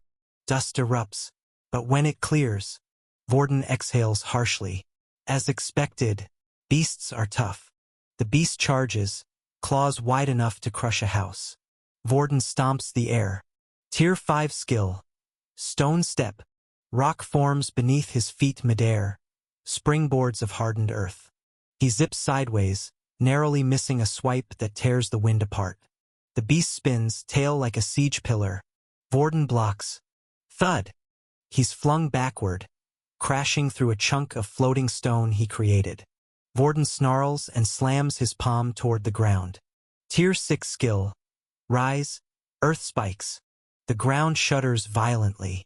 Jagged pillars of stone erupt in a deadly forest of spikes, skewering dozens of lesser beasts in an instant.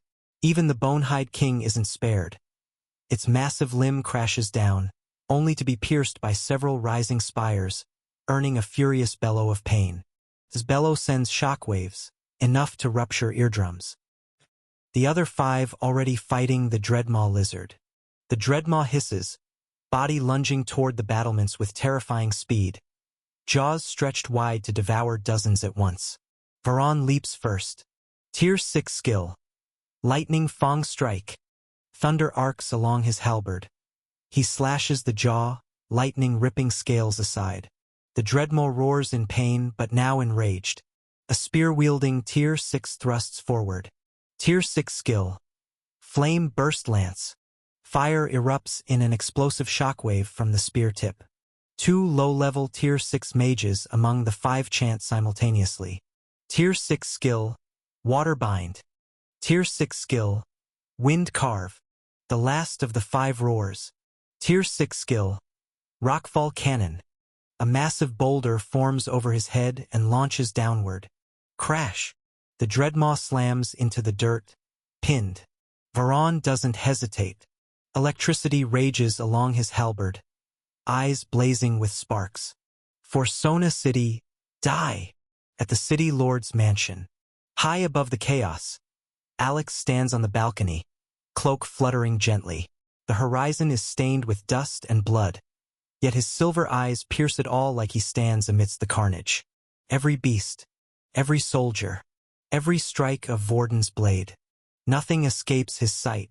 Below the balcony, the city is tense and silent, everyone watching the battle with held breath. Zevran stands beside him, arms crossed, golden eyes narrowing as he observes the distant clash. Master, he rumbles, wings twitching. Do we help them? Alex does not answer immediately. His gaze remains fixed on the battlefield where the Dreadmaw lizard finally collapses under Varan's lightning strike, charred and unmoving. Then he speaks, calm and coldly certain. No need, he says. Looks like they already won. Zevran watches Alex's expression. Relaxed, unbothered. Back in the battlefield.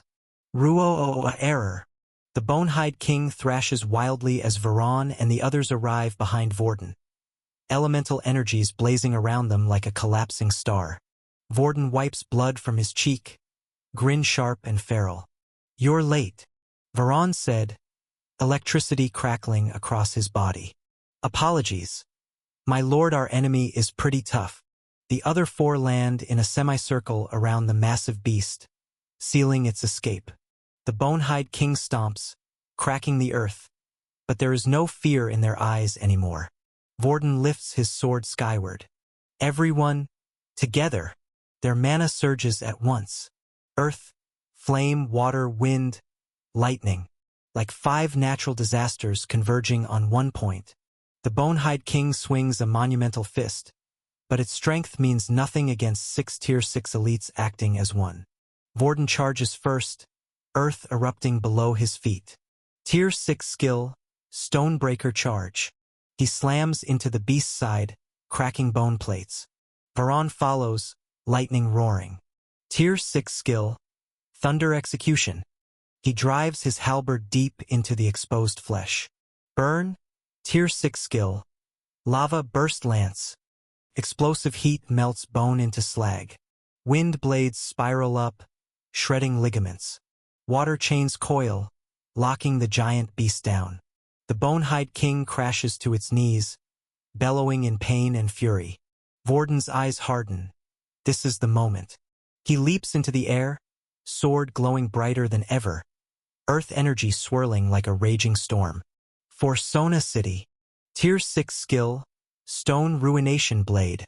The sword descends like a divine judgment. Slayawash. A deafening crack splits the sky, and the Bonehide King's head separates from its body. Silence. Then, Yu-uhu. Cheers erupt across the field. Soldiers slam weapons against shields. Adventurers roar in triumph. Morale surges like a flood of fire. Sona City stands. We won. Killed the Peak Beast King. But the cheering doesn't last long. The beast's did not run. They keep attacking, mindlessly, relentlessly, claws tearing and fangs gnashing as if they feel no fear, no instinct to flee. Vorden's triumphant expression hardens. His instincts scream. Something's not right, he growls, scanning the frenzied horde. Varan, heavy breathing visible in the Cold War air, nods sharply. Yes, my lord.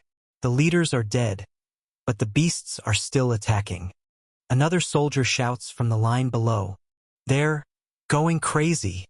The formation begins to buckle under pressure, beast corpses piling up, but more flooding in to replace them instantly. Vorden's grip tightens around his sword. Orders a retreat now. Pull back to the inner defenses. Varan inhales to shout the command. But the world stops. Pressure falls. A pressure so vast, so overbearing, it crushes the very air. Every soldier collapses, screaming or choking as their bodies slam into the ground. Even the Tyr Sixs. Varan tries to fight it, lightning sparking around him, but his legs buckle violently. Thud! He is forced to his knees. Vorden grits his teeth, veins bursting in his neck, but even he cannot resist. He slams to the earth, sword vibrating uncontrollably in his grip. What is this? The sky bleeds red. Clouds twist and burn, changing into molten smoke as a massive shadow descends from above, blocking the sun. A low growl rolls across the land. Space trembles. Soldiers cough blood from the sheer domination flooding their bodies. Then the monster emerges, 10 meters tall. Crimson obsidian armor, glowing veins of molten gold pulsing across its body. Two massive horns curve backward, radiating lethal heat. Molten smoke drips from its jaws with every breath, scorching the ground beneath. Each step shakes the air. The beast's voice echoes like a volcanic eruption. Mortals, how dare you struggle? How dare you resist? Its eyes blaze with molten hatred. Because of your defiance. The beast raises one claw, magma swirling into a sphere of annihilation. I will end you all personally. Terror spreads like a plague. Many soldiers begin sobbing, others faint on the spot. Vorden's eyes widen in horror. His breath trembles. Tier 7. He whispers, voice cracking. An emperor beast. For those of Tier 6 and below, Tier 7 is a god. Varan forces his head up, neck shaking violently under the pressure. My lord, he croaks, eyes filled with desperate hope. We still have his majesty. He looks toward the city. Let's just hope he will help us. Vorden clenches his teeth, closing his eyes for a moment. He silently prays. The emperor beast lowers its blazing claw, but then it freezes. Its eyes quiver. Its entire gigantic body stiffens in sudden, overwhelming fear. That presence. The magma sphere in its palm flickers, then dissipates entirely. Above the city, wind howls. The sky fractures into swirling storms of flame, frost, and slicing air. A colossal sword forms, dozens of meters long, crafted from wind, fire, and ice intertwining like three laws rejecting harmony yet obeying one master. The heavens shake. Vorden forces his gaze upward, jaw slack in disbelief. That's His Majesty's power? Varan is trembling violently, not from fear this time, but awe. The Emperor Beast stares at the forming sword, and its molten pupils shrink to pinpricks. It knows that aura, the freak of nature, the nightmare it barely escaped alive, the monster that left an eternal scar on its soul. The beast drops into a bow, its huge body digging a crater into the earth. I plead forgiveness, it roars, voice shaking the skies. I did not know you were here, mighty one. SP spare me. Everyone, soldier and beast alike, is frozen stiff. The one true voice of a god echoes from the city lord's mansion. Cold, merciless, inevitable, beast. Alex's voice spreads across the world, resonating in every mind like a divine decree. Do not think I will let you leave so easily. The Emperor Beast's eyes widen. Wait. Fwum! The massive elemental greatsword launches forward. The air detonates. The sky screams. Wind carves the forest into ribbons beneath its path. The Emperor Beast turns and flees, panic overriding pride, sprinting with Tier 7 speed, tearing through mountains. A last desperate howl. No! The sword catches up. Boom! A shockwave erupts in the far distance. Trees uprooted. A mountain ridge split down the middle. A column of wind, frost, and flame spirals into the heavens. Silence follows, broken only by the echo of destruction ripping through the forest. On the balcony, Alex lets his raised hand fall slowly. His expression, completely calm. Humph. It won't die. He mutters, voice low, almost bored. But that should hurt enough to remind it never to step into my territory again. Zevran stares up at him, spine shivering with reverence and excitement. Master! That was amazing! Marrow suddenly bursts into laughter, loud, unrestrained, almost musical in its mockery. Ahahaha! Look at that fool! Running like a frightened dog. He wipes a tear from the corner of his eye as the shockwave settles across the horizon. Zevran raises a brow, arms crossed. His tone is dry. Marrow, Master said that Beast was your companion. Shouldn't you feel at least a little pity? Marrow tilts his head, disbelief written all over his face. Companion? That thing. He scoffs with a sharp flick of his tongue. Don't mistake proximity for relationship. Zevran narrows his eyes. So what was it then? A prisoner. Marrow replies without hesitation. My former master captured it. He shrugs, tail lazily curling behind him. Zevran clicks his tongue. Cold. Marrow grins, eyes gleaming with a wicked light. Only fair. It once looked down on me too. Alex dusts off his hands as if swatting away the last remnants of the battle. All right, he says casually, as though he didn't just terrify a Tier 7 Emperor Beast. The show is over. He turns his eyes toward Zevran, sharp but calm. You, Zevran. Continue with your dragon blood absorption. Zevran blinks, taken aback. Right now? Yes. Alex answers, tone flat but firm. With your current pace, it will take you a year to fully absorb it. I'd prefer you don't get lazy. The next day, Sona City is louder than it has ever been. Market streets buzz with chattering merchants. Adventurers crowd outside taverns. Even ordinary citizens gather in tight groups, whispering excitedly. Every conversation circles back to one thing: the mysterious powerhouse who scared off a Tier 7 Emperor Beast. Inside the Adventurer Guild, the noise is almost overwhelming. The hall is packed, monsters of every shape, size, and species squeezed together, all talking at once.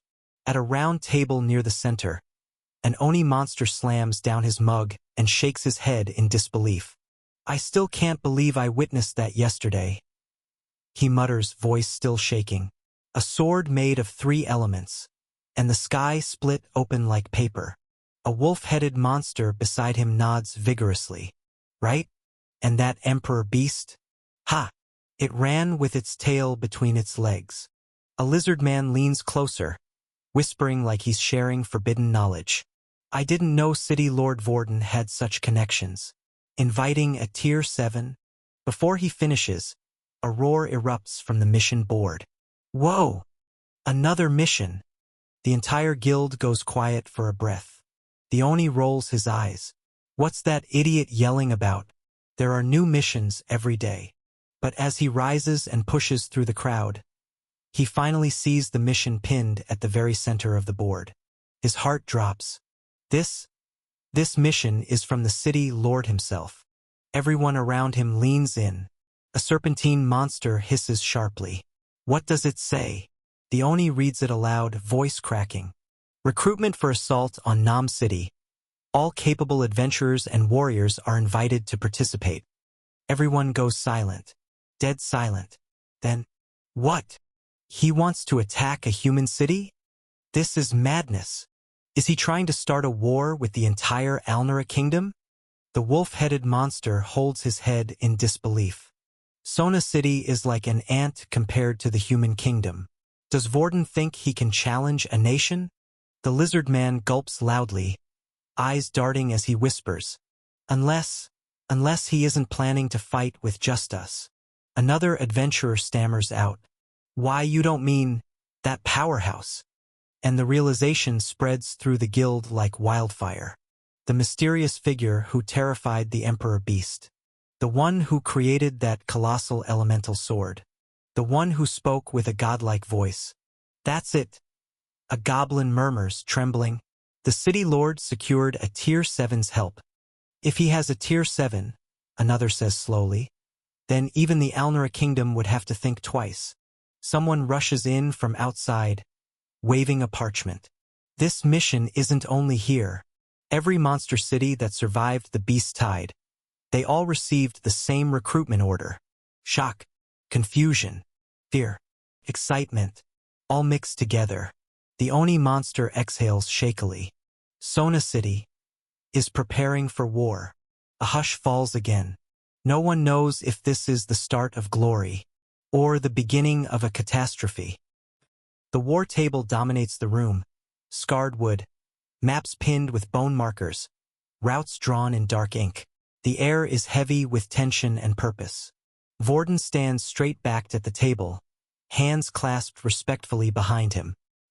His armor is scratched and dented from yesterday's battle, but fully polished, as if he refuses to appear anything less than prepared before his king. Alex sits casually in the main chair, one leg crossed over the other, his expression calm like he already knows the outcome of the war. Vorden clears his throat. My lord, everything is ready. Alex slowly lifts his gaze. How many joined us? 3 city lords from the 5 cities that survived the beast tide have agreed to our alliance. Vorden bows deeply. They pledged their soldiers and their elites. Alex raises an eyebrow, faintly impressed. Only 3. 2 still repair their walls and lick their wounds, Vorden replies. But the 3 who came are committed. Alex nods once. That's pretty good. So we can start marching tomorrow? Yes, my lord. All preparations are complete. Alex taps the table lightly with his finger, thinking, Good. The sooner we move, the fewer surprises the humans can prepare. Vorden hesitates for a heartbeat.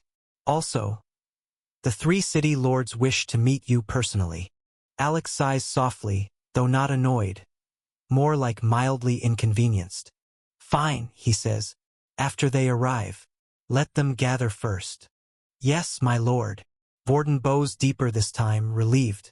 They spend several more minutes discussing troop formations, supply lines, marching order, and the fastest route through the monster territories. Alex ends the meeting with a simple gesture. That's enough. You did well, Vorden. Vorden straightens immediately, pride flickering across his face. It is an honor, my lord. As Alex leaves the room, Vorden quietly exhales. Relief, respect, and a hint of awe mixing together.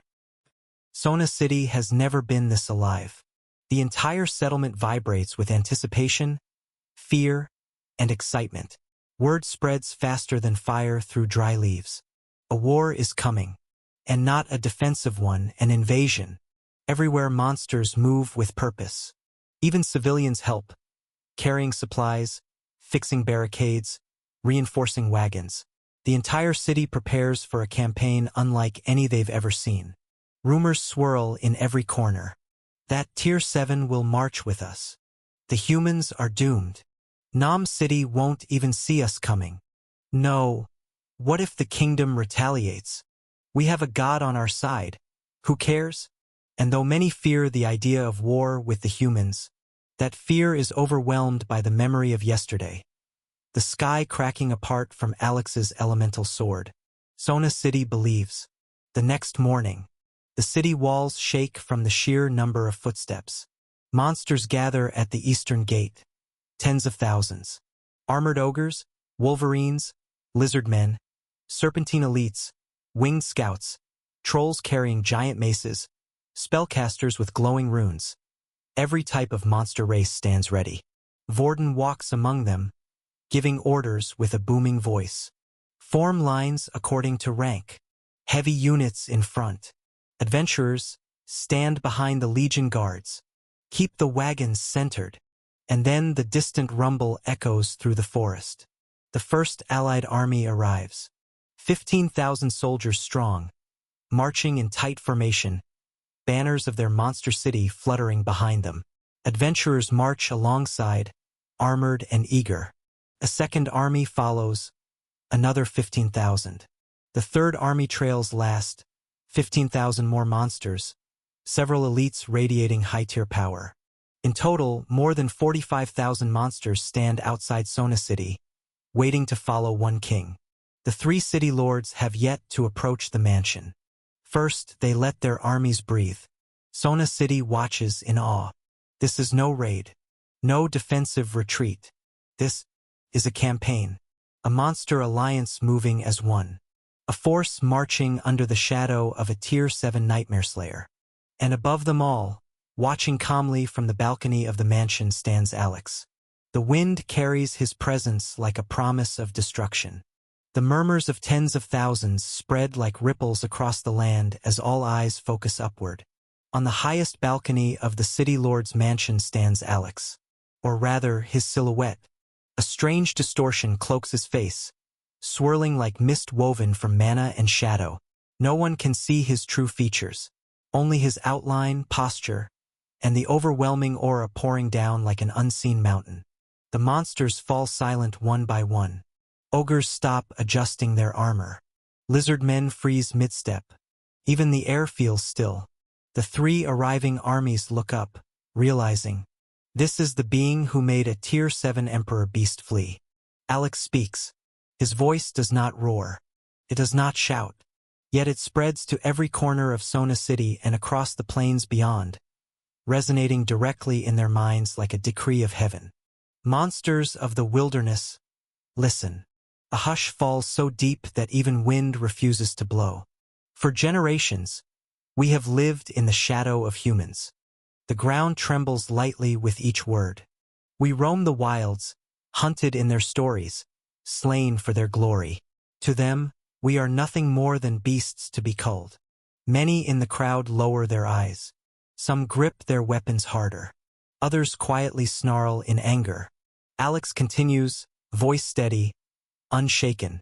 We do not have the rights they enjoy. A ripple of tension spreads through the armies. We are forbidden from using their teleportation portals. Forbidden from entering their cities. Forbidden from living as equals on this continent. A roar of bitterness echoes from somewhere in the crowd.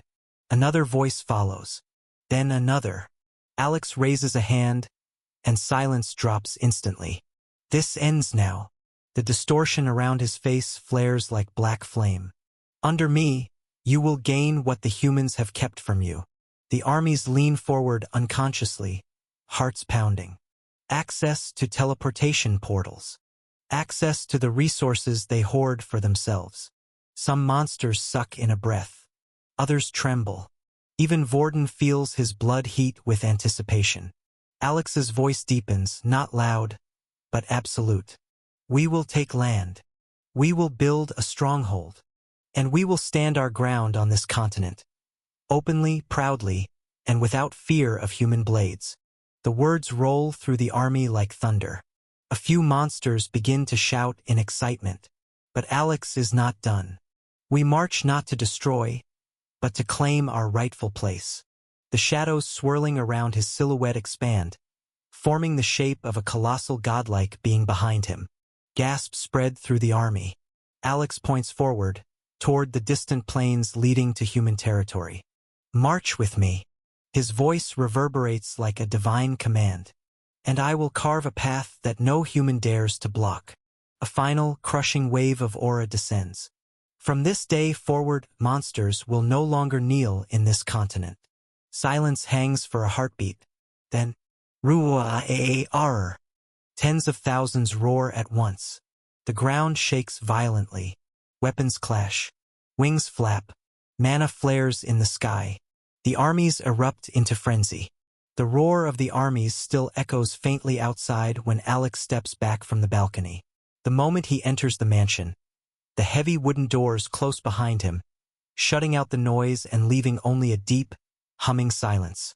He walks down the corridor until he reaches a private reception chamber. The room is spacious, lit by floating crystals, the walls decorated with ancient monster scripts and old war banners. A long table sits in the center, untouched. Alex takes the seat at the head. Zevran stands at his back, silent and alert. Marrow by the window, watching the city below with mild boredom. He doesn't wait long.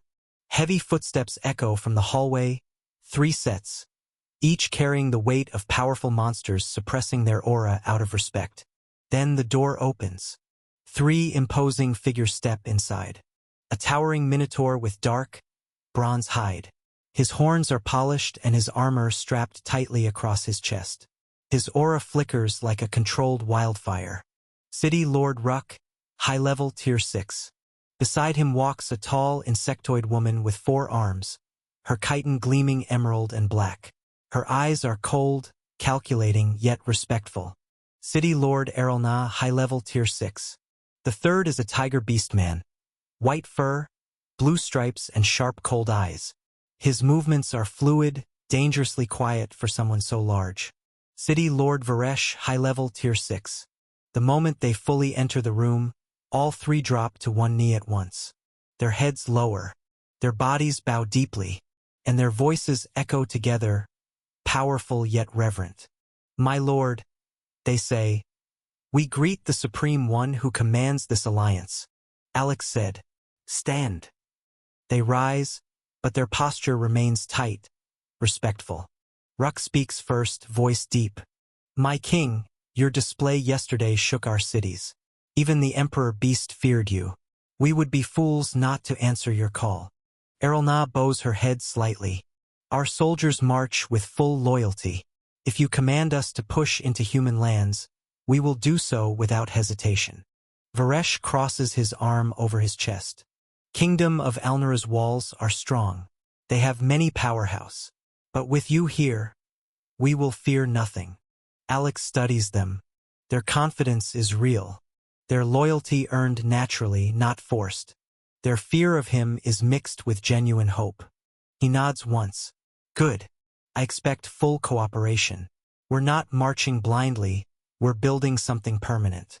And for that, I need leaders who don't break when pressure hits." Ruck thumps a fist over his chest. "We will not break." Erelna flicks her lower arms in a respectful gesture. "Our armies await your command." Varesh steps forward slightly. "And Vorden, he speaks of you as if you were a force beyond the sky. He says this alliance will change the fate of monsters in this continent." Alex lets out a quiet breath. "Then let's make sure it does." The 3 city lords exchange brief glances, part awe, part determination. Alex rises from his seat. "Today," he says, "we march toward human territory." The air thickens with tension. Nam City's Lord Mansion is loud with laughter, perfume, and the muffled rustling of silk sheets.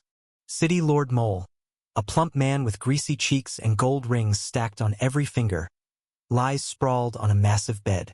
3 concubines cling to him, one feeding him grapes, another massaging his shoulders, the third whispering flattery into his ear. Mole wiggles his eyebrows proudly. "Ha ha ha! This is life. This is how a city lord should live. Not worrying about anything." Knock, knock, knock. The atmosphere freezes. The concubine feeding him grapes stops mid-motion. Mole's expression twists instantly into rage. "Who is it?" he roars, spittle flying. "If you aren't dying, I'll make you die." A firm voice answers through the door. "My lord, it is I, General Du. I have urgent matters to report." Mole groans loudly and pushes one concubine aside. "Damn it! Even at night." He yanks on a thin robe to cover his belly and stomps toward the door. He flings it open. Standing in the hallway is General Du, the strongest combatant in Nam City. A hardened low-level Tier 6 warrior, tall and sharp-eyed. His armor still carries dust and sweat from patrol. Du bows stiffly. My lord, I apologize for disturbing you, but the matter is serious. Mole squints irritably. This better be worth ruining my relaxation. General Du's tone stays calm. I received reports from multiple scouts. Sona City is preparing to move an army toward us. Mole blinks once. Then his face twists and he erupts with laughter. Bwahahahaha. He slaps his belly, wheezing. The concubines peek from behind him, confused. General Du waits. Mole finally wipes a tear from his eye. You spoil my fun because of that nonsense. Sona City? Attacking US? His voice rises in mock disbelief. You think those filthy animals will march here? You think they dare? He points a stubby finger at Du's chest. Du. I know you're strong, but you're too paranoid. Monsters are terrified of us. Terrified. He waves his arms dramatically, his robe nearly slipping off. Even if every monster city in that wilderness combines their forces, they're nothing but ants before the kingdom. General Du clenches his jaw so tightly a vein stands out on his neck. He inhales slowly, forcing his anger down. My lord. Du begins again, voice strained but controlled. But it's thou. Mole cuts him off immediately, raising a fat hand. Okay, stop. His tone is flat, irritated. I said I'm busy right now. General Du stares for a moment. Before he can speak again. Slam. Mole shuts the door in his face, nearly hitting Du's nose. From the other side, Mole's muffled voice spits out a low insult. Useless piece of shit. The concubines giggle, resuming their places on the bed as if nothing happened. Mole waddles back inside. Honestly, ruining my night for monster gossip? Pathetic. Meanwhile, General Du remains frozen in the dim hallway. For a moment, his expression is dark, dangerously dark. He exhales heavily through his nose, straightens himself, and marches away. The Monster Alliance marches through the wilderness like a moving storm, their footsteps pounding a rhythm against the earth. Night has already settled, painting the plains in cold moonlight by the time the first outline of Nam City's walls appears in the distance. The city is unnervingly quiet. Too quiet. Vorden walks at the front of the army, eyes narrowed. Behind him, Ruck, Erelna, and Varesh exchange wary looks. A soft hum vibrates inside the carriage at the very back of the formation as Alex lifts a hand, aura spreading outward like an invisible tidal wave. Zevran watches him. Marrow raises a brow. Alex's eyes narrow. Empty, he mutters. Zevran tilts his head. Empty. There are soldiers on the walls, Alex says calmly. But only a few, and the number of citizens, barely a fraction of what a city like this should have. He taps the armrest once, thoughtful. But what's stranger? His voice lowers. I don't sense a single tier 6. Marrow straightens at that. None? Not even hidden. None, Alex repeats. It's like they moved their elites somewhere else. Zevran murmurs. Or they fled. The 4 city lords move like a single will. Ruck steps forward first, voice shaking the night sky with a deep, warlike roar. All units advance. Erelna follows, all 4 arms slicing through the air with crisp precision. Archers, form lines. Spellcasters, prepare covering fire. Varesh bares his fangs, pupils narrowing to deadly slits. Frontline charge. Break their formation. Vorden raises his massive halberd and slams the butt into the ground. For our future. Attack. The monster army surges forward like a living tidal wave. On the walls of Nam City, chaos, pure chaos. The soldiers who remain on the walls, barely a few hundred, scramble in desperation. Draw bows. Enemies approaching fast. Where's the city lord? Where the hell is General Du? No answer.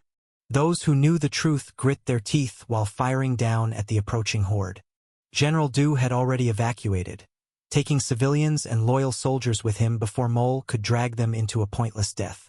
A young soldier, barely more than a teen, trembles as he fires his crossbow. Damn it, there's so many. Hold the line, an older officer yells. He doesn't finish. A shadow drops from above. SHKRRK.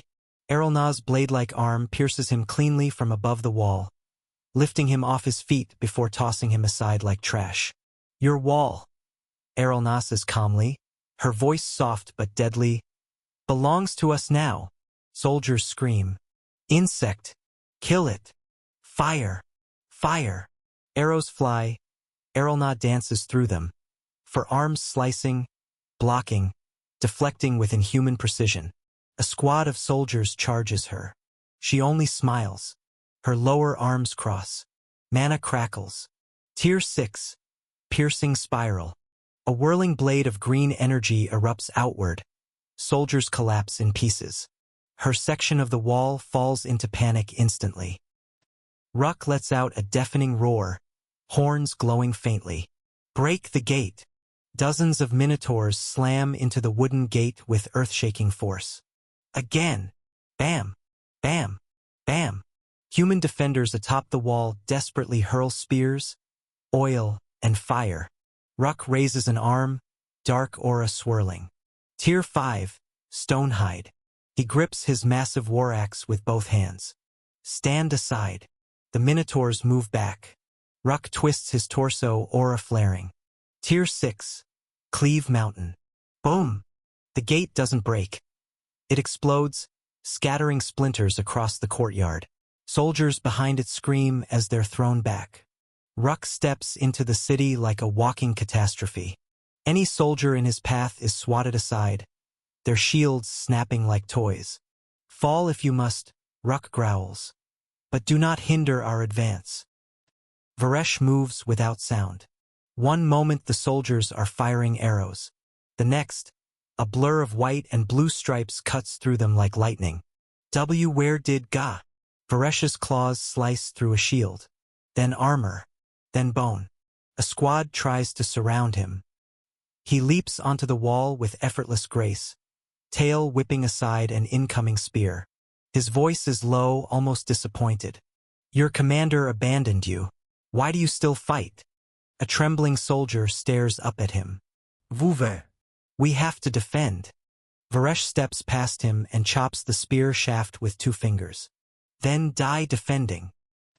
Vorden barrels forward with brute force, a living bulldozer of muscle and scaled armor. Keep formation, he roars. Don't let them regroup. A group of human infantry braces their shields. Vorden laughs. He spins his halberd and slams it into the ground. Tier 6, Earthburst. The ground cracks. A shockwave erupts.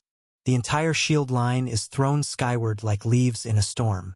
Advance, Vorden orders. Push them deeper. Within an hour, the defense collapses. The walls are overrun. The gate is gone. Soldiers throw down their weapons and flee. Alex steps down from the carriage, boots landing softly on the paved street. Nam City is quiet. Apart from the obliterated city gate, reduced to splinters and twisted metal, the rest of the city stands almost untouched. Buildings are intact. Houses unburned. Streets undamaged except for scattered debris from the battle. The 4 city lords stand waiting for him. All straighten the moment they see him. Alex nods once in approval. Nicely done. None of the infrastructure is damaged.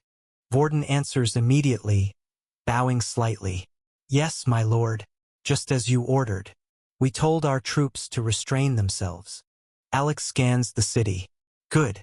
Once we move forward, this place will become our first land. Ruining it would be pointless.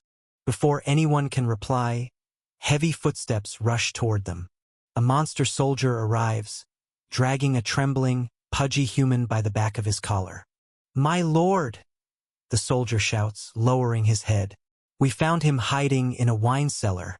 This is the city lord of Nam City. Vorden's eyes narrow. He steps forward, sneer forming. Well, look who survived. Long time no see, Mole. Mole is shaking so hard his teeth chatter, until he recognizes Vorden. Then his face twists into desperate anger, the kind born from terror. V. Vorden. You damn beast. Mole screams, struggling as the soldier holds him tighter. Why are you attacking my city? Have you lost your mind? He points a trembling finger directly at Vorden's chest. Are you not afraid of the kingdom's retaliation? Do you even understand what you've done? His voice cracks, rage clinging to him like a shield. Vorden's expression doesn't change. Still arrogant, Mole. Even at death's door. Mole tries to lunge at him, but the soldier yanks him back. I am a noble of the kingdom, Mole roars. If you kill me, they will hunt you to extinction. Do you hear me? Extinction. Alex finally speaks. His voice is calm. Alex finally speaks. His voice is calm, steady. A quiet blade sliding through Mole's panic. Vorden. Vorden straightens immediately. Yes, my lord. You can do whatever you want with this human. Vorden's grin spreads slow and wicked, sharp teeth showing. Thank you, my lord. Mole's eyes widen. Wait. No, please. Vorden doesn't even look at him as he gestures with one hand. Take him. Two monster soldiers grab Mole by both arms. Mole thrashes, kicking wildly. No, you can't. I'm a city lord. Let go. Let. Vorden's voice booms over him, amused and cruel. Send him to a cell. I'll deal with him later. Yes, General. The soldiers bark. Mole's screams echo down the street as he's dragged away. No, you can't do this. The kingdom will... His voice disappears around a corner. Silence settles. Alex turns back to the four city lords. We're not done here. Beric steps forward first. Give your orders, my king. Alex sweeps his gaze through the city. The intact buildings, the wide roads, the potential. I want this city running within a week. The four tents in instinctive readiness. Alex continues. You'll take care of the soldiers. All of them. Make sure there's order. Make sure the humans don't panic. And make sure our forces don't harass anyone. Erelna places one lower arm over her chest in a disciplined salute. Understood. I'll organize the logistics. Good, Alex says. Next, any monster soldiers, families, or refugees who want to settle here, allow them. Register them. Sort out housing. Keep the streets calm. Varesh nods, tail flicking. I'll handle security and patrol rotations.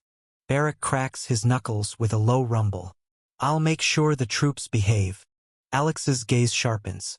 And one more thing. The four lean in slightly.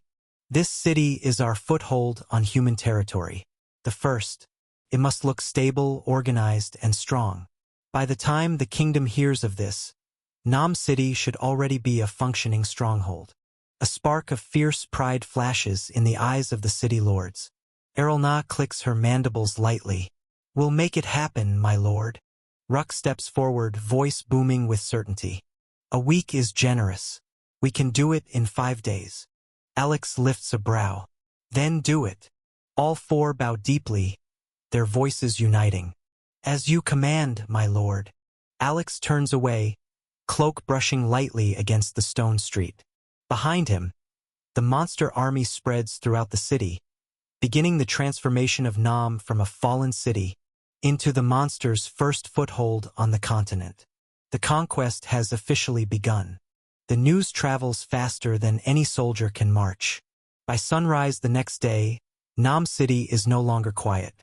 It wakes.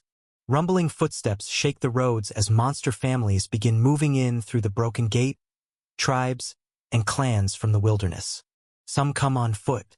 Some on wagons pulled by massive horned beasts.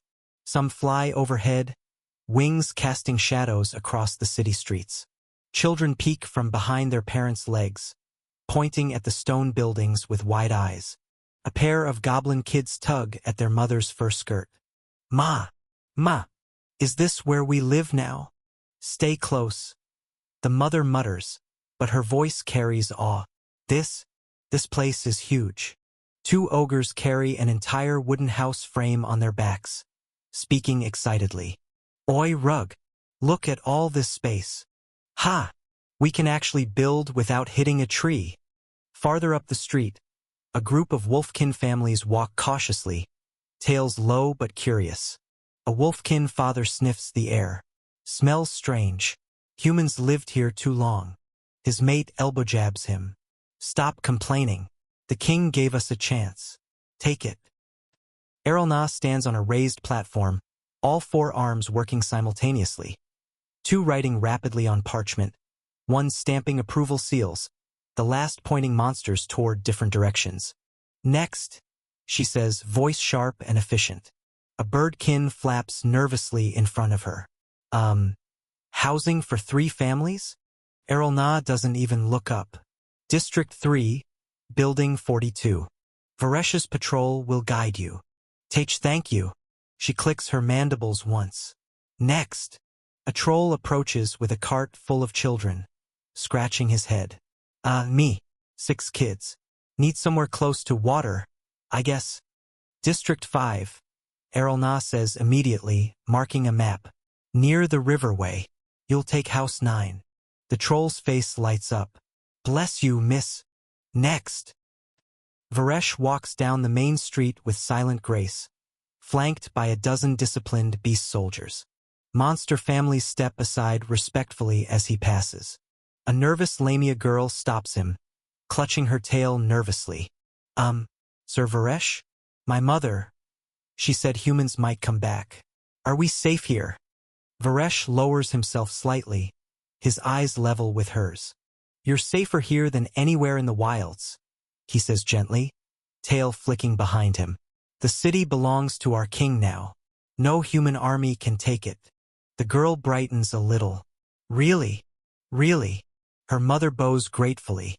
Varesh returns to the patrol. Ruck inspects the supply warehouses with a dozen minotaurs, carrying crates and barrels that would crush ordinary humans. A group of kobolds rush toward him nervously. Mighty Ruck.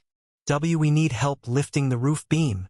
Ruck grunts, steps forward, grabs the thick wooden beam with one hand, and lifts it like a feather. The kobolds cheer. You owe me a drink, Ruck says, smirking. We'll make the strongest one we have, sir. In a quiet room on the top floor of the city lord's mansion, the atmosphere is completely different from the bustling streets outside. Here it's calm, still, almost serene. A faint blue glow reflects off Alex's face, the transparent floating screen.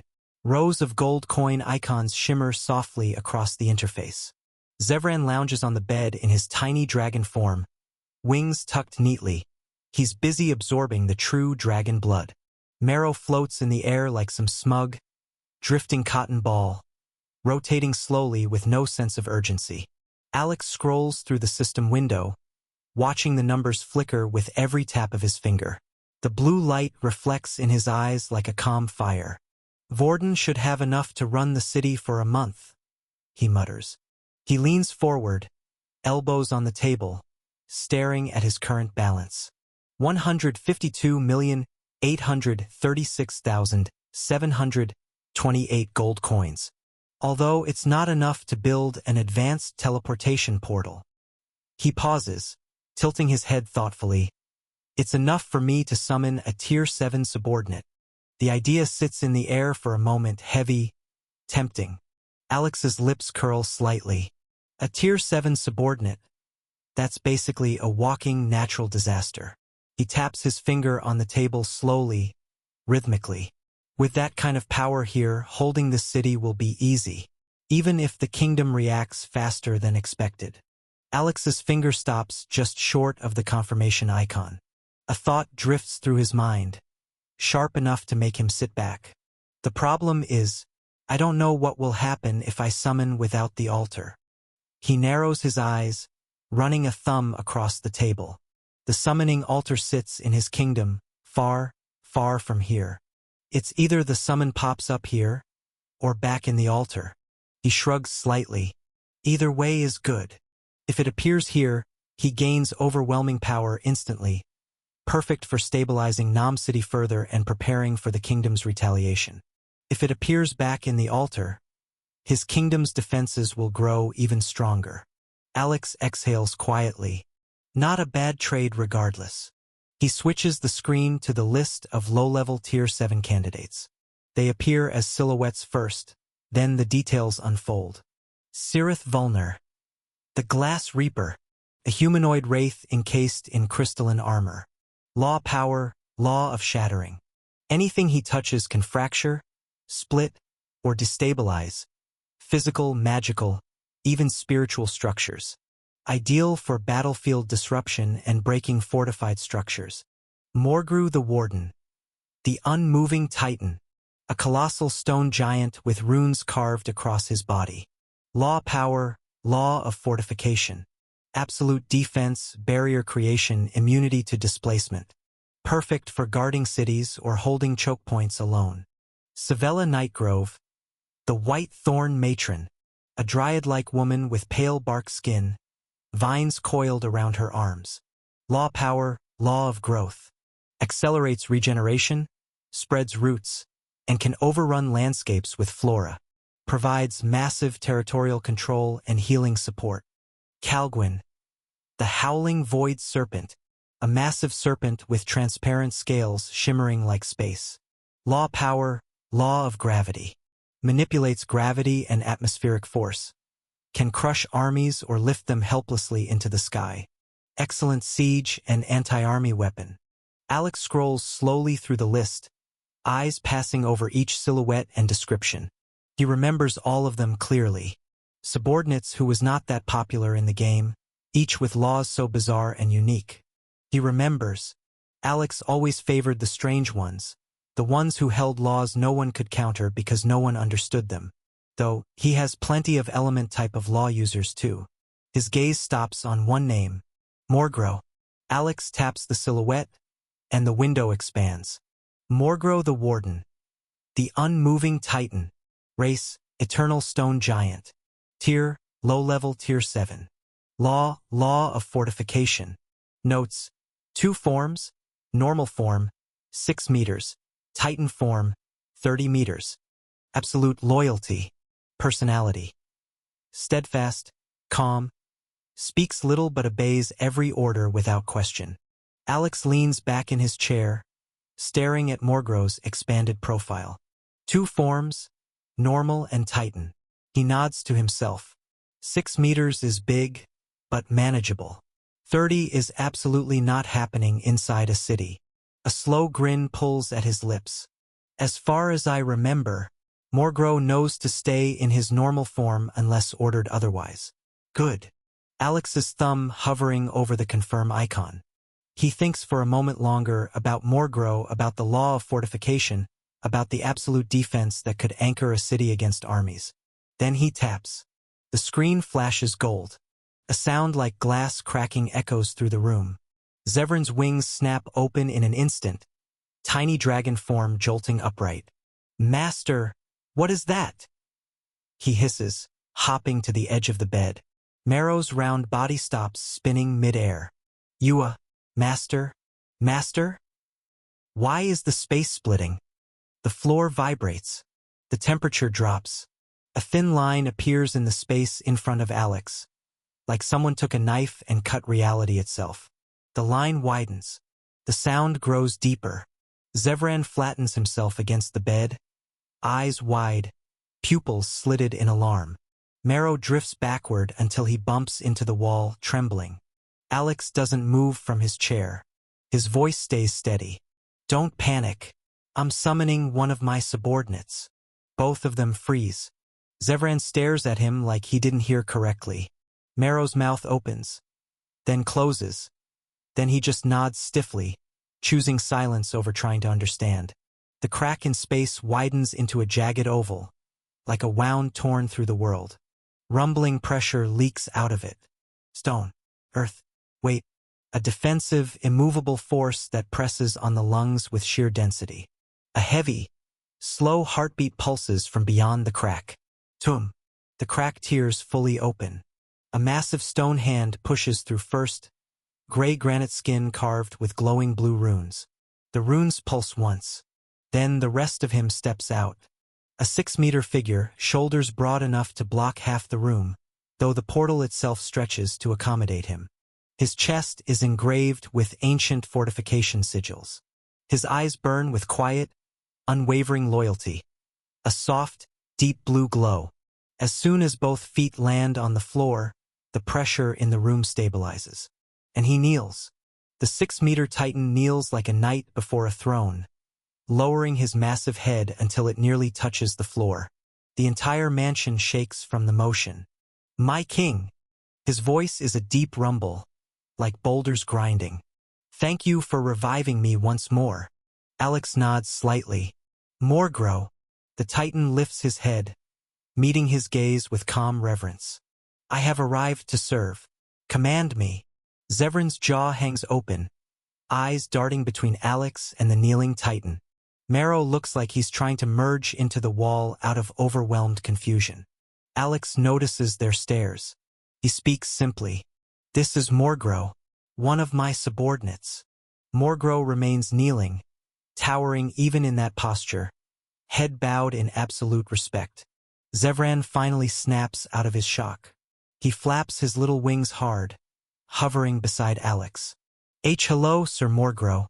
I'm Zevran." His voice cracks halfway through. Marrow, still trembling but trying to keep his dignity, floats forward a little. Greetings, Sir Morgro," he says. Morgro turns his glowing eyes toward them. Despite being a walking mountain, his expression softens. "It is nice to see." His voice rumbles slowly. "That my lord is still taking new subordinates." Alex stands up from his chair, dusting off his sleeves like this is the most normal thing in the world. "It can't be helped, you're all dead," he says plainly. "And I have to revive all of you with gold coins." Zevran freezes mid-air again. Marrow's floating body wobbles like someone slapped him. Morgro bows his head lower.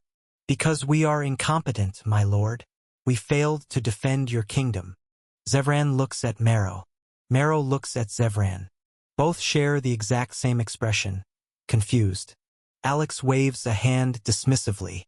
"Okay, let's not talk about that." Morgro obeys instantly, closing his mouth with a soft, stone-like clack. Zevran shrugs a little and mutters, I don't really care," before settling onto Alex's shoulder, pretending he understands. Marrow, however, stares at the crack in space that is slowly healing itself. He's lived thousands of years. He once served a Tier 8 master. He has seen forbidden magic, calamities, and major events. But reviving someone with gold coins? Summoning a Tier 7 by ripping open space like paper? Even his old master can only dream to do that. And this young monster does it casually. Marrow quietly lowers his gaze, a shiver running through his fluffy form. Just how deep does his new master's secret? He doesn't ask. He doesn't speak. He simply floats closer to Alex, silent and respectful. Meanwhile, Morgro waits patiently for orders, kneeling like a fortress carved into the earth.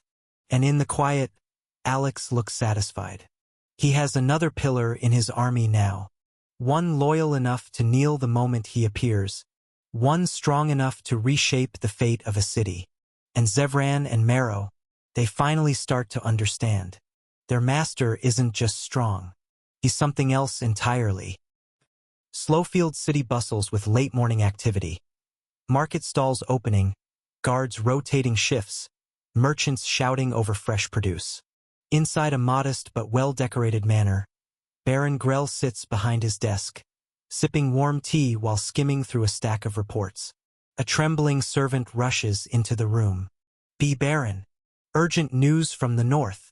Grell raises an eyebrow, unimpressed. "If it's about bandits again, throw the report away. The last urgent one was a drunk farmer. And no, my lord, this one is real." The servant swallows hard. Nam City has fallen. The Baron's hand freezes halfway to his cup. "Fallen?" he repeats. "Yes, sir." The servant holds out the parchment with both hands, nearly dropping it. "Razed. Destroyed overnight."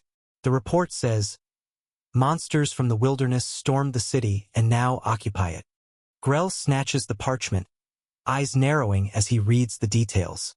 A slow grin spreads across his face. Well now, isn't this interesting? He stands and walks toward the window, looking out over his quiet courtyard. From what I know, he says thoughtfully, Duke Charles has been desperate to earn some merit, and Nam City was the perfect opportunity for him. He taps the parchment against his palm, smirking wider. If I present this before anyone else does, the Duke may be very pleased. He might even reward me. He turns sharply. Prepare the carriage. I will go to the Duke personally. The servant bows so fast he almost loses his balance. Why yes, my lord. And send a hawk messenger ahead. Grell adds, waving a dismissive hand. Let the Duke know I carry information he will want to hear immediately. Yes, Baron. The servant rushes off. Grell chuckles to himself, stroking his chin. Nam City falling to monsters. Ah, what perfect timing. His smile deepens. This might be the opportunity I've been waiting for. He adjusts his coat, straightens his badge of office, and strides out of the room with steady confidence.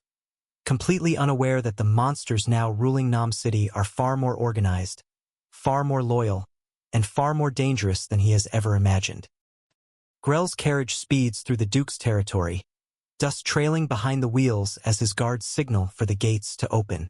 Word of his arrival has already reached the manor.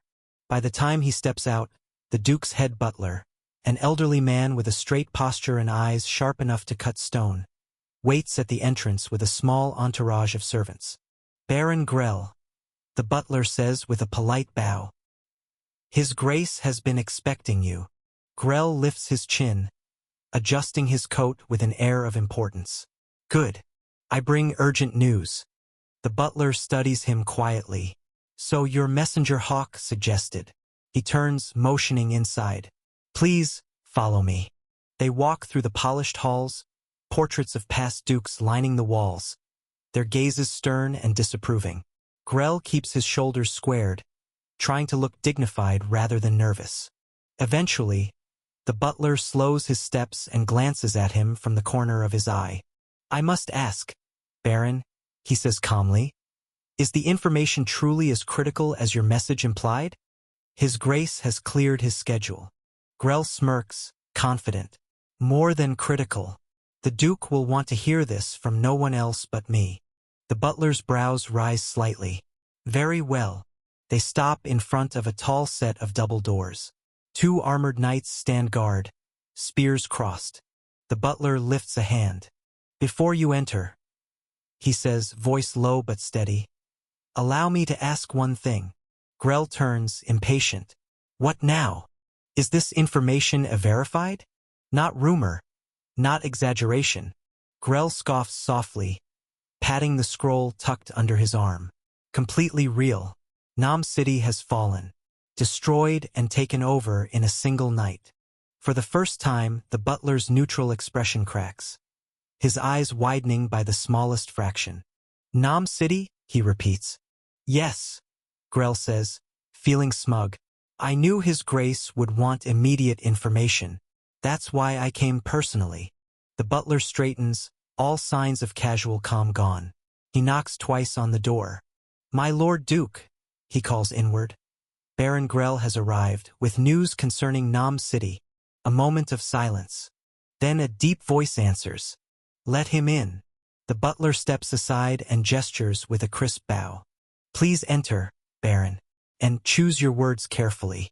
The Duke values truth above all else. Grell nods confidently, unaware of the delicate political line he's about to step on. He takes a breath, pushes open the heavy doors, and steps inside, ready to deliver what he believes will be his golden opportunity.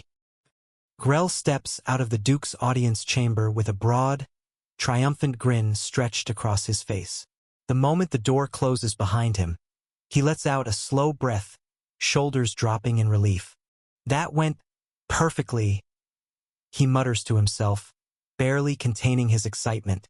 The head butler stands waiting precisely where he had been before, hands folded, expression composed. But his eyes sharpen as soon as he sees Grell's satisfied walk. Judging by your face, Baron, the butler says evenly. I assume his grace was receptive. Grell chuckles, trying and failing to hide his pride. Receptive? He practically thanked me personally. I brought him news before any other noble managed to sniff it out. The butler inclines his head slightly. That is good to hear. Grell leans closer, lowering his voice. Not only that, he gave me a task. A delicate one. The butler's brows lift. Oh, yes. He wants me to investigate Nam City myself. Probe the situation. Grell taps his temple. Find out how many monsters are in the city, who leads them, and how powerful they are. A slow smirk curves the butler's lips. Well then, congratulations, sir. Grell returns to his territory late in the afternoon, his carriage rolling past the outer checkpoint as guards salute sharply. The moment he steps down, several stewards rush forward to relieve him of his coat, scrolls, and travel bags. He waves them off. No need. I won't be resting.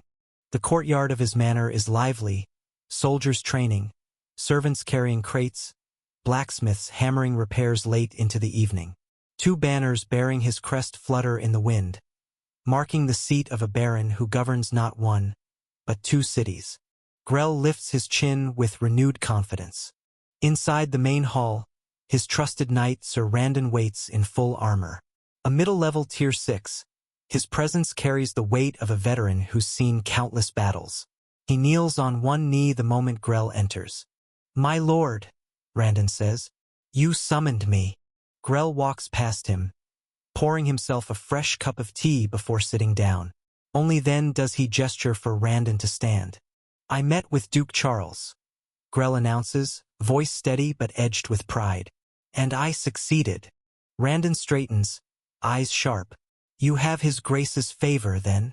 More than that, Grell says, tapping the wooden table. He entrusted me with a mission. I am to gather information about Nam City, its new inhabitants. Randon's jaw tightens. The monsters. Yes, Grell replies. He leans back, expression hardening. The Duke wants a full assessment, numbers, strength, possible leaders.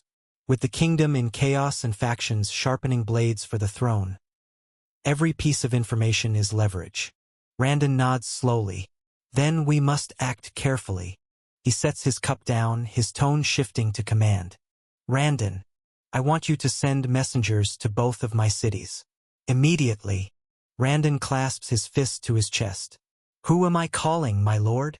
Grell says. The city lords. Randon's brows lift. Both city lords are low-tier SIXS. If you gather them here, the cities will be left under weaker officers. I'm aware, Grell responds, but this is worth the risk. I govern 2 cities, 40,000 soldiers under my authority.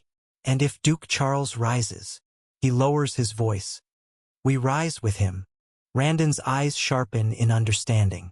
Grell continues. Tell City Lord Haven of Eastmarch and City Lord Dravon of Redfield to bring their soldiers. I want them in this manner within 3 days. That will be done, my lord, Randon says with a firm nod. And warn them, Grell adds, voice lowering. This matter concerns the power struggle for the throne. Loose tongues will be punished. Yes, Baron. Randon salutes and turns to leave, but Grell stops him with a slight motion of his hand. Also, prepare discreet scouts. I'll need them soon. Alex's study is quiet except for the faint scratching of a quill gliding across parchment. Stacks of reports sit on both sides of his desk, monsters being assigned shifts, trade proposals between monster families, construction plans for reinforcing the walls, tax ledgers rewritten to match the new system he created. Alex signs another document, flips it over, then reaches for the next one without even looking tired. The door knocks twice. A light, polite knock but hurried. Alex doesn't look up. Come in. The door opens, and Vorden steps inside with measured calm, but his eyes reveal urgency. Ruck follows right behind him, ducking slightly out of instinct even though the doorframe is tall enough. Both immediately place their right fists over their hearts and bow deeply. My lord, Vorden says. Ruck mirrors the gesture. Your Majesty. Alex sets down his quill and leans back in his chair. Report. Vorden straightens, but the respect in his posture remains absolute. Our spies have returned just now. Baron Grell is preparing to invade. Ruck clicks his tongue softly, arms folding. TCH. The human sure moves fast. Alex lifts an eyebrow, more curious than concerned. Oh? Already? He flips one of the documents closed. Do you need the help of Morgro? At the mention of the Tier 7 monster, both Vorden and Ruck stiffen slightly. Reverence flashes in their eyes. Morgro's presence still weighs on them from yesterday, the moment they realize their king commands a being out of legends. Vorden shakes his head quickly. We don't need it, my lord. Ruck steps forward, chest puffing with confidence. Let us handle this, your majesty. Me and Zevran together will be enough to crush anything that Baron Grell sends. Vorden nods firmly. Their elites are only low to mid-tier 6. They cannot match us. Alex studies the two for a moment, then gives a faint, approving smile. Very well. I'll leave it to you. Both kneel as one, fists to the floor. We will not fail you, your majesty, Vorden says. Ruck's voice rumbles low and determined. Anyone who threatens your territory, we will turn them to ash. Alex dismisses them with a nod. Go. Baron Grell stands at the head of the marching column, his crimson cloak whipping behind him as the wind sweeps across the open plains. The ground trembles under the synchronized steps of tens of thousands of soldiers' armor clanking, banners snapping, beasts snorting as they haul war wagons. 15,000 from his own domain. 40,000 brought by City Lord Haven and City Lord Dravun. 55,000 soldiers in total. Grell sits atop his armored warhorse, smiling to himself as he watches the unified force cut across the land like a blade. This is it, he mutters. This is the chance I've been waiting for. Sir Randon rides beside him, helm under his arm, expression hard. The older knight glances sideways. My lord, we were only instructed to gather intelligence. Nothing more. Grell waves one hand dismissively. Yes, but the Duke will thank me for initiative. Randon frowns. And if he doesn't? Then he's a fool. Grell snaps lightly, as if the idea is beneath him. He lifts his chin toward the horizon. Think about it, Randon. If I deliver Nam City, cleansed of monsters, into his hands, do you truly believe he will not reward me? Randon stays silent. Grell's grin widens, ambition burning brighter than the sun above them. He might even grant me a new title, he says, voice brimming with excitement. Viscount Grell, yes, that has a ring to it.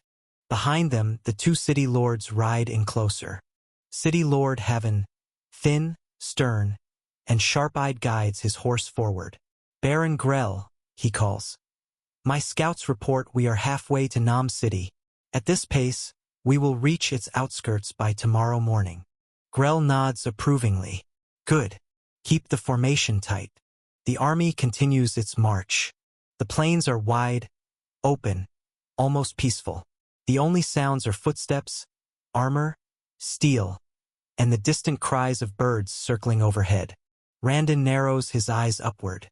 Birds don't usually flock like that over empty plains. Grell scoffs. You're being paranoid.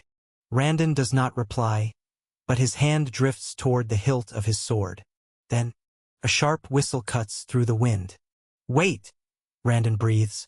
A second whistle follows. Then a third. Then 100. Grell's eyes widen. What? The sky darkens. Thousands of arrows and glowing spells descend like a waterfall crashing from the heavens. Ambush. Shields. Form defense. Haven roars. Barrier. Barrier now. Dravun shouts at the mage squads. The captains react instantly. Shields slam into place, forming overlapping walls. Mages chant in unison, mana swirling into a thick, translucent dome. Hold it! Hold it! A captain yells. The first wave hits. Thrum. Crack. Boom. Arrows shatter against the barriers. Fireballs explode, scattering embers across the formation. Ice shards slam into shield lines. The human ranks shake violently under the impact. But then, another wave comes. Then another. And another. Hundreds of arrows per second. Dozens of spells at once. Too fast. Too many. They're tearing through. A mage screams as cracks spread across the barrier. Reinforce it. Dravan orders. Panic in his voice. We can't. Shatter. The barrier collapses like glass. A rain of steel and mana slams down into the packed formation of soldiers. And my arm. Help! Bodies fall in seconds, skewered, burned, torn apart. Grell's face drains of color. What is this? Who dares attack? Randon grabs his arm roughly. My lord, we need to retreat or regroup. We are sitting targets. The third volley lands. Boom! 1,000 screams fill the air. 1,000 soldiers fall. And the rain of death still hasn't stopped. Haven grits his teeth. This isn't a normal ambush. Who has this much firepower?